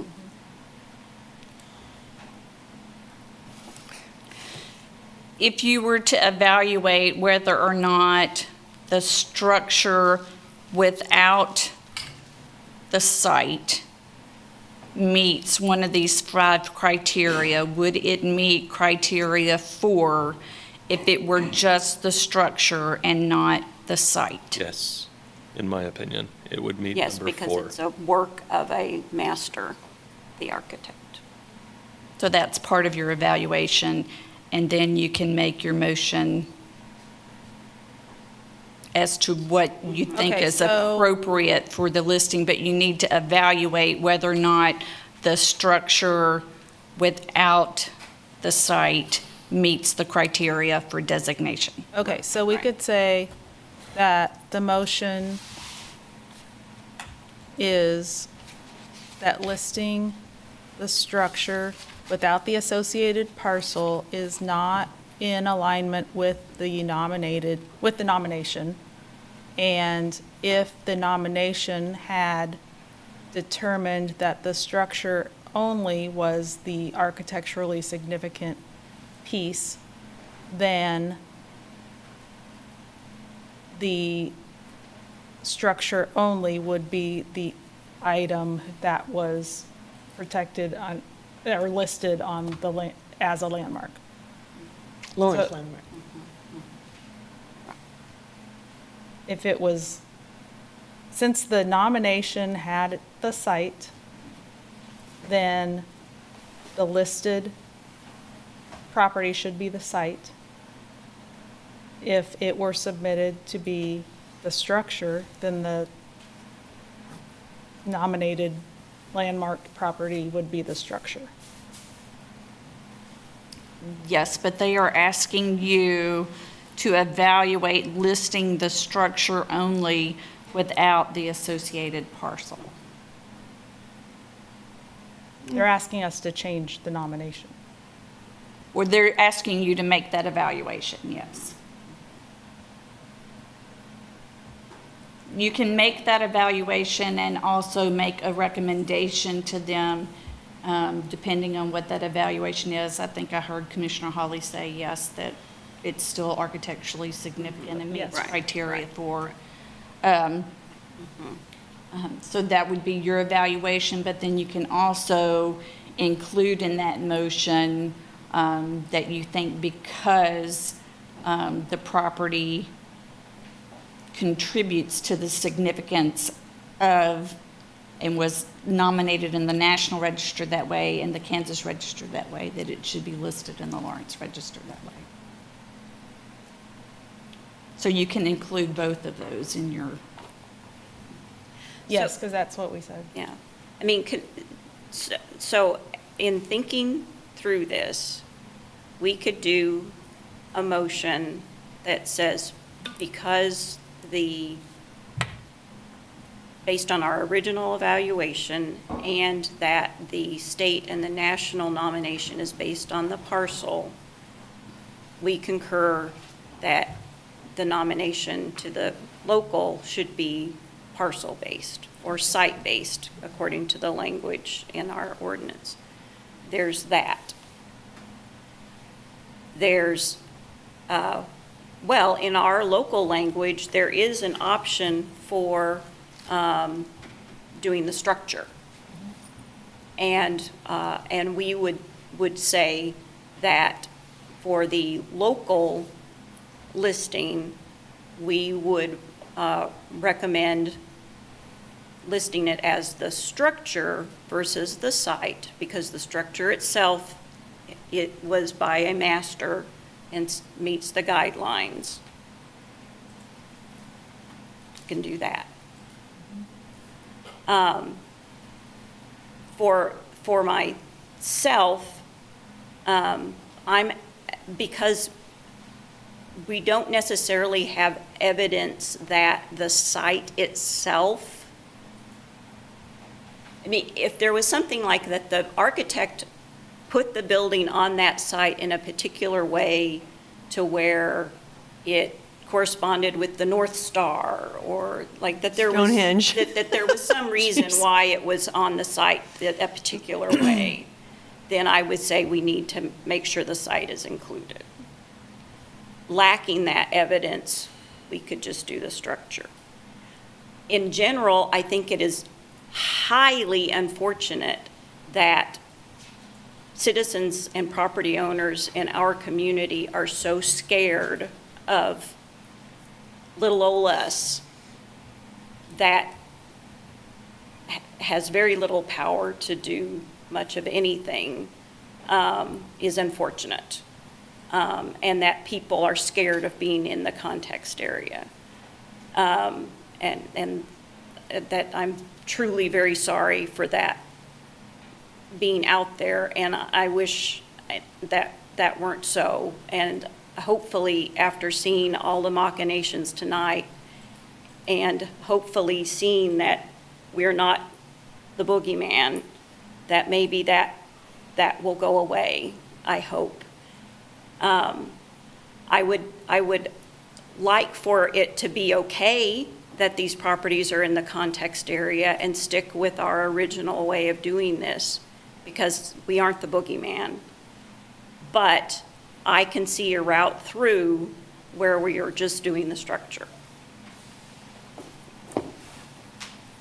And if we just did the structure, there'd still be a context area. But it wouldn't impact these property owners. It would be, it would be much less. It would be Right, it would still impact the edge of the property, but not the whole property. A smidge.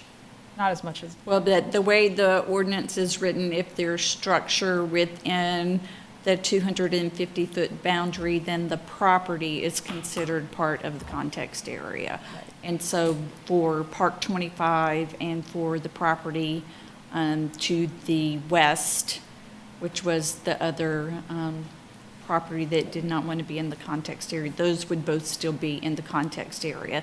The Housing Authority property would not be, and I do not think KU endowment. We still don't have a I mean, the worded way we redid the motion. definition of context area and what it applies to, it doesn't scoop up the whole property.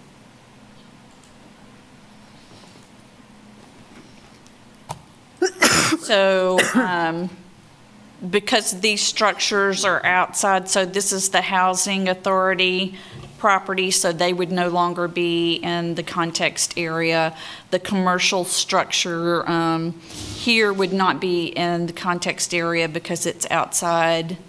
Park 25 would still be in the context area because it has structure within that 250-foot boundary. If for the development of this property, they had structure within the 250-foot boundary, then they would still be encumbered by the context area. But the property to the north, the KU endowment property, would no longer be in the context area. I mean, the way you're interpreting this, it's like if they're going to repair West Clinton Parkway, they're going to have to come to the HRC to discuss the context area. Because Clinton Parkway is in the context area. I mean, it just seems ridiculous to me. I don't understand why we can't just stick to the church property, period. The landmark on the church property. That's the all. way Chapter 22 is written when you landmark a property, it creates a 250-foot context area. That's in the code. The commission does not have the authority by code to change the 250 feet or to do away with the 250 feet. That is in the code, that it automatically establishes that 250-foot context area. Yeah. And my point is that the context area, particularly because of this context, is not onerous to the surrounding property owner.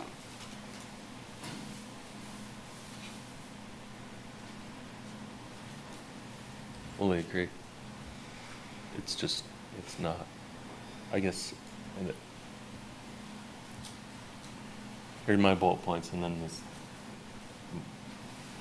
I do think, like, my three things I would personally say to the commission were that, one, HRC stands by our original judgment that the site and the building in tandem meet criteria for designation of 22407, number 4.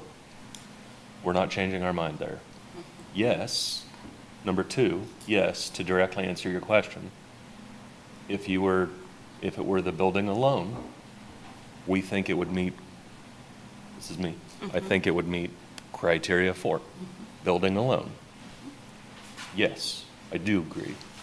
3, and this is my take, I would recommend, because of danger of weaponizing the city commission and the HRC, the commission and the HRC cannot modify things except as submitted. Approve, disapprove. Don't make deals from up here. Right. And by the way, the shed doesn't matter. I would second that very long, articulate motion. Yeah. Okay, so what I heard was, I'll make a motion. Listing, our evaluation is listing the structure without the parcel is not consistent with the National Register nomination or the original application. But yes, listing the structure only would still meet the criteria.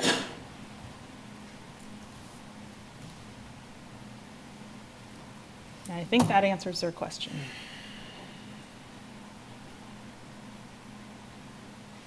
Are we in agreement? Will, are we in agreement? We keep using all the different language. I just want to check in. Are we in agreement on what we've been discussing here? Yes, I think Commissioner Holly and Chair Coleman summed it up beautifully. Okay. I'm going to second your motion. Great. Now we have two motions on the floor that have been seconded. No. We have just one? this one. Yeah. His, right? Or yours? No, the chair just made a motion. His wasn't mine a was not a motion. He did motion. not make a His, motion. he didn't make a motion. Okay, He fine. stated his opinion Got and it. asked if that was our opinion. Okay, got it. Okay, all right, just. Okay, so now we vote. Trying to move. Commissioner Haynes, Commissioner Haynes, aye. Commissioner Hawley, Aye. Commissioner Klein, Aye. Commissioner Johnson, Commissioner Johnson, aye. and Chair Coleman is an aye. So that motion stands at 5-0. Okay, thank you. Thank you for all of your time tonight. We still have more to go. So we'll move on to item 5.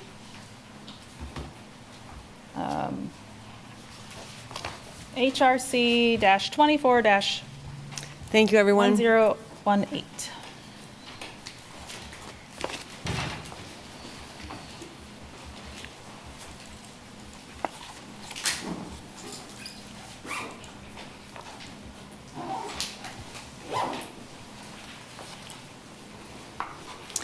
This is a demolition request for the structures located at 1041 New Hampshire Street. This was put on your agenda late last week because of information supplied to us by the building code official. The applicant was requesting to bypass the HRC and move forward with an emergency demolition request, and staff requested that it come to your meeting even though it didn't meet the application deadline, so that it would have this public forum and you would have the opportunity to make a determination on whether or not the project can achieve a certificate of approval and meet the downtown design guidelines. Because the property is located in the context area of the Douglas County Courthouse at 1100 Massachusetts Street, the Watkins Bank Building at 1047 Massachusetts Street, and the English Lutheran Church at 1040 New Hampshire Street. It's also located in the Downtown Urban Conservation Overlay District. This shows the property here. It is both of these parcels identified as 1041. It's outlined in this light blue area. This is the church property, the Watkins here to the left-hand side of the screen, and then the courthouse to the south of the property. You may know this property as the Allen Press property. It has been vacant, I think, almost the entire time I've lived in Lawrence, so for about 20 years. There was storage in there till about 2010, I believe, is when the property owner got rid of all the storage that was in there. So it has been sitting vacant for since that time. There is trouble with people breaking into the building and living in the building and being in there when it's not a safe condition. The police have been called several times. I think you saw that in the applicant's letter, to remove people who are unauthorized from being in the building. The code official also did a site visit and found that there's significant mold in the building. They actually had to go out and get respirators to put on to finish doing the tour of the building. There's standing water on the roof, and there is standing water in several areas inside the building. So there is water infiltration into the building. I did not personally tour the interior of the structure, only looked at the exterior. And there are no significant signs of structural failure for the building. This shows the original portion of the building identified as 1945 date. The buildings to either side of it were constructed later. This was all of this property from the beginning of Sanborn maps for the city of Lawrence was a lumber yard. until this structure was built in 1945, and you can see some of the lumberyard structures still over there. The building at the corner was built in 1972, but I do not have construction dates on this two-story building here, and then this building here, unless this is part of that 72 date. But you can see in the photograph that you can still see the band of windows that was an architectural detail of that original structure. The original canopy is still there, but the banding that helped with that Art Deco style has all been removed or stuccoed over. So this is showing the rest of the block. This is that big 1972 edition. If you'll notice the style of the structures, even with the original 1945 building, they are not typical for downtown commercial buildings. Particularly the structure on the corner was built as offices and warehouse storage and printing. It was never intended to have a storefront or be active with the pedestrian on the street. This is another view looking at this building appears to be older than 1972. I don't know the date of this building, but I would anticipate it was built shortly after the 1945 section, just by looking at the brick and the what's left of the architectural detail of the structure. And they're showing that 1972 section and then the original window that's still there. This is an alley view showing some of the conditions for the alley, that west elevation of the structure. This is showing you the condition of the roof, and you've got standing water. This was after a significant rain event, so it's not unusual to have standing water on roofs downtown, but this one, just from looking at the photographs and talking to the code officials, it appears that it had had standing water over a period of time. Some interior photographs, you'll notice the mold here, and some of the debris that's associated with the ceilings falling in. Again, a picture of the mold that's creeping up the walls. A condition of one of the offices. It's hard to tell on this photograph, but this is all standing water in the hallway of the building. Of great concern for staff is that there is no replacement plan for this structure. Typically, the HRC and staff, and even in Chapter 22, it says that you should have a replacement plan. The applicant's intent is to, if the demolition is approved, is to use the site for a laydown area for the new construction on the east side of New Hampshire Street.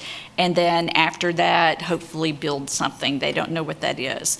At one point, they were interested in building another set of lofts similar to what you approved on the east side of New Hampshire Street, and that's what was submitted with the packet.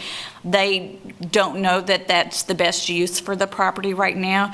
The applicant just recently purchased the property, and so they're interested in marketing that whole corner to see what the highest and best use of that area could be. In the downtown master plan, that was identified as a catalyst site that was ripe for redevelopment, and it suggested a mixed-use building of 5 stories with commercial or office on the ground floor and residential above.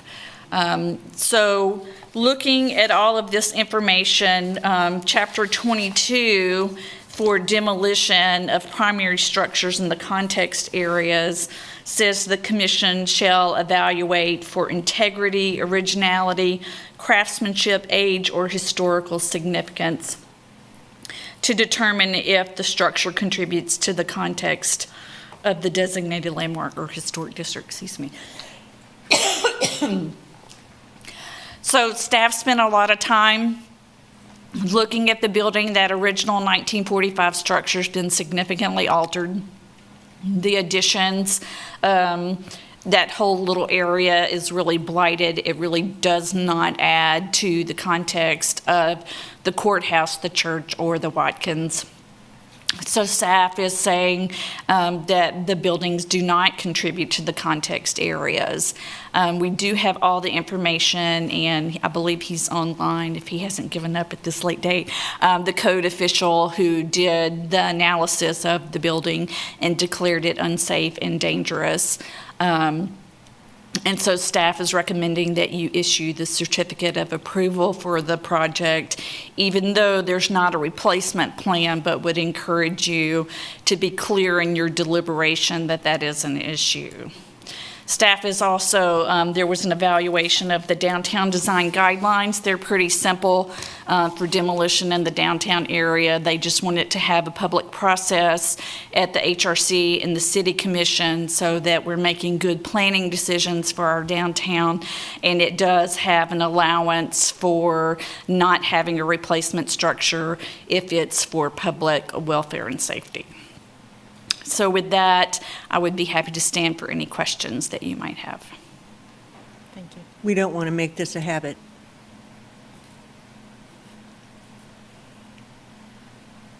I was just reading Barry Schlinsky's letter to that effect. I hadn't seen it until now.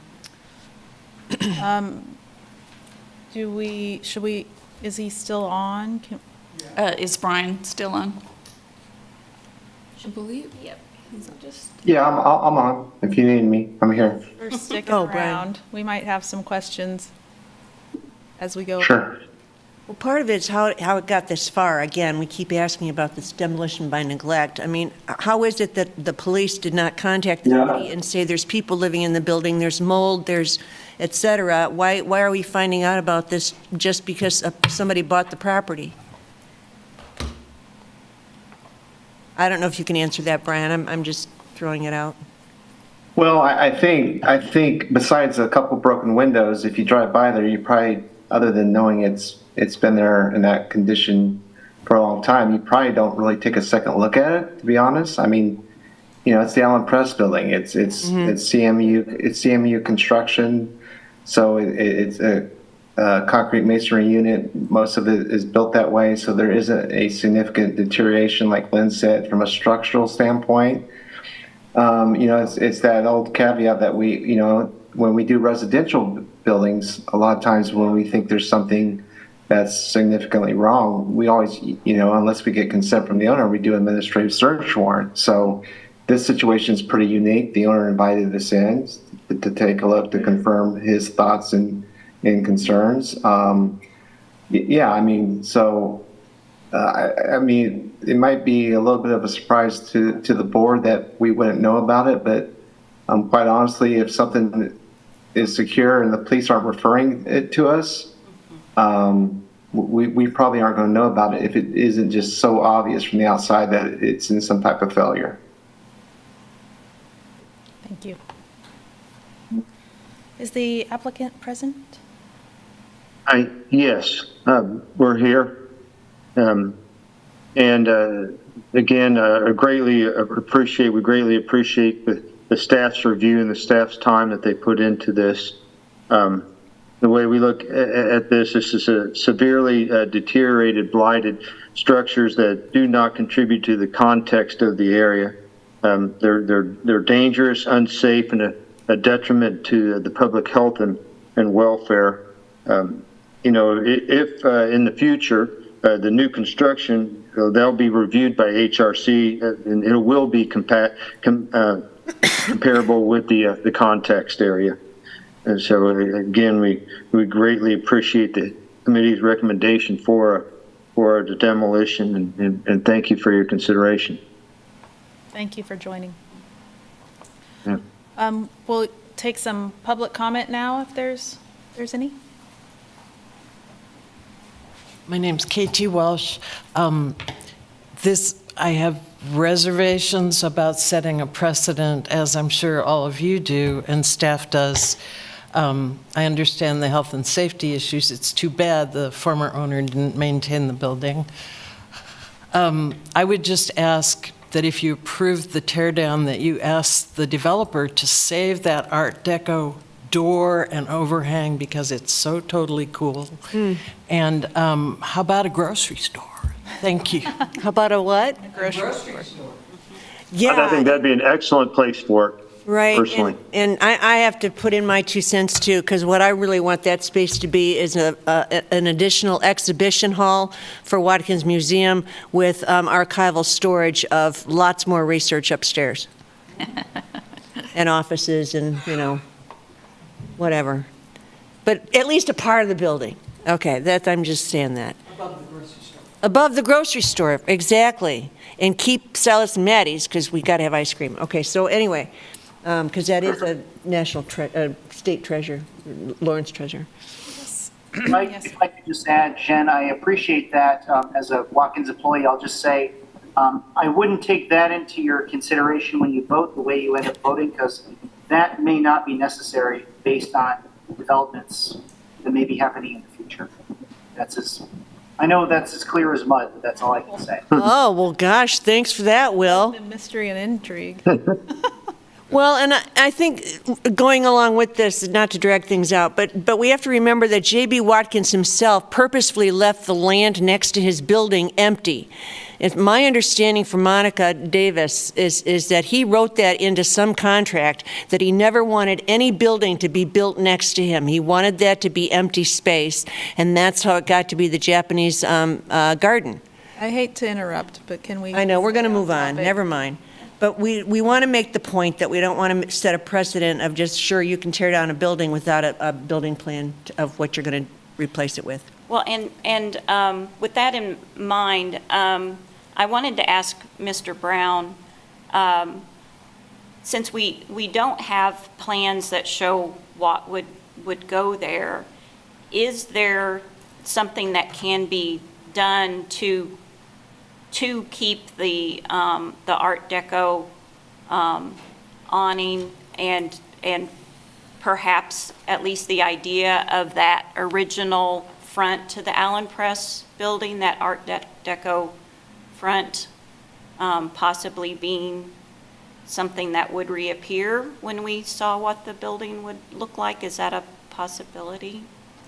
I personally, again, Tony Kresnick, who purchased the property, he's Leadership Kansas, and that's why he couldn't be here tonight with you all. But I have personally done historic renovations in Kansas City's historic West Bottoms area. And one of the things that we did with those buildings is we incorporated as much of the old into the new.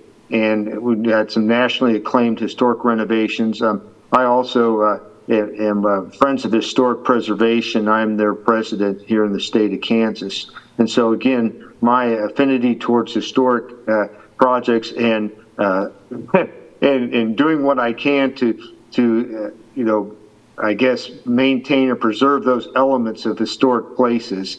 And Tony is kind of the same mindset that I am as well. And so I think that most definitely something could be done to do just that. As far as the future, the thought was that we could do a 4 or 5 story structure with a grocery store, kind of a work, live, or commercial space on the first floor, residential, affordable, as well as market rate housing, up above. And then that was just an initial thought. But again, wanting to do what's the best for the Lawrence area, because that is a pretty significant area that's right on the end cap, so to speak, of downtown. Yeah. And like I say, to the south of it, with so many historic structures there, and with South Park, I mean, it's a cool area and it has so much potential, that spot. So it's going to be one of those things that, yes, we measure twice, cut once when we decide. And again, when we present that plan to the city and to HRC in the future, we would expect them expect you all to be critical of that and make sure that is what comes from that plan.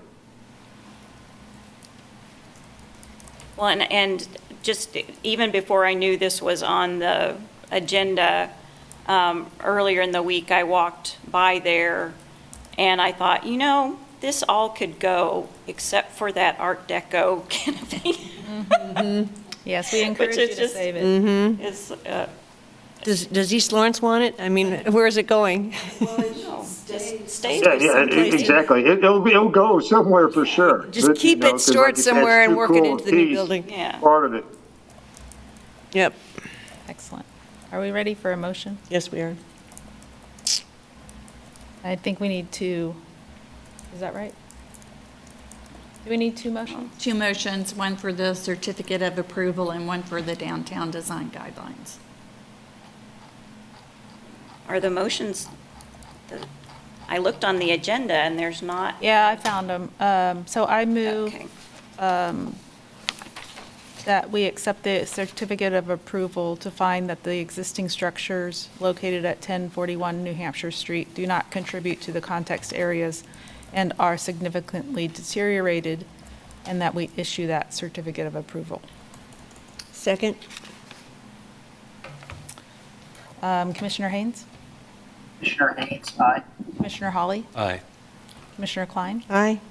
Commissioner Johnson? Commissioner Johnson, aye. Chair Coleman is an aye. That motion passes 5-0. And I make a motion to find that the proposed project meets the development and design standards of the downtown design guidelines for the downtown urban conservation overlay district. Second. Commissioner Haynes? Commissioner Haynes, aye. Commissioner Hawley? Aye. Commissioner Klein? Aye. Commissioner Johnson? Commissioner Johnson, aye. Chair Coleman is an aye. Motion passes 5-0. Thank you. Thank you. Thank you very much for your consideration. And looking forward to with this New Hampshire lofts and what's to follow after that with this space. It's going to be a gem for Lawrence, for sure. Here we. Thank you. See you soon. Thank you very much. You all have a great evening. About my four things real quick. I encourage you to submit your 4 things to be on next Okay. month's agenda.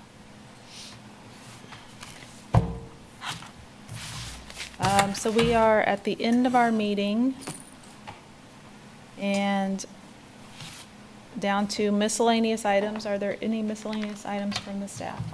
No. Our miscellaneous item is Jeannie is going to write up. Jeanne, I have 4 Sorry, things. excuse me. For next meeting agenda to put in the miscellaneous items, so we remember to save time. Okay. Thank you, and we're adjourned. Okay. Thank you. Thank you, everybody. Bless everyone. Did you get your brick back? Yeah, it's in my purse. Thank you.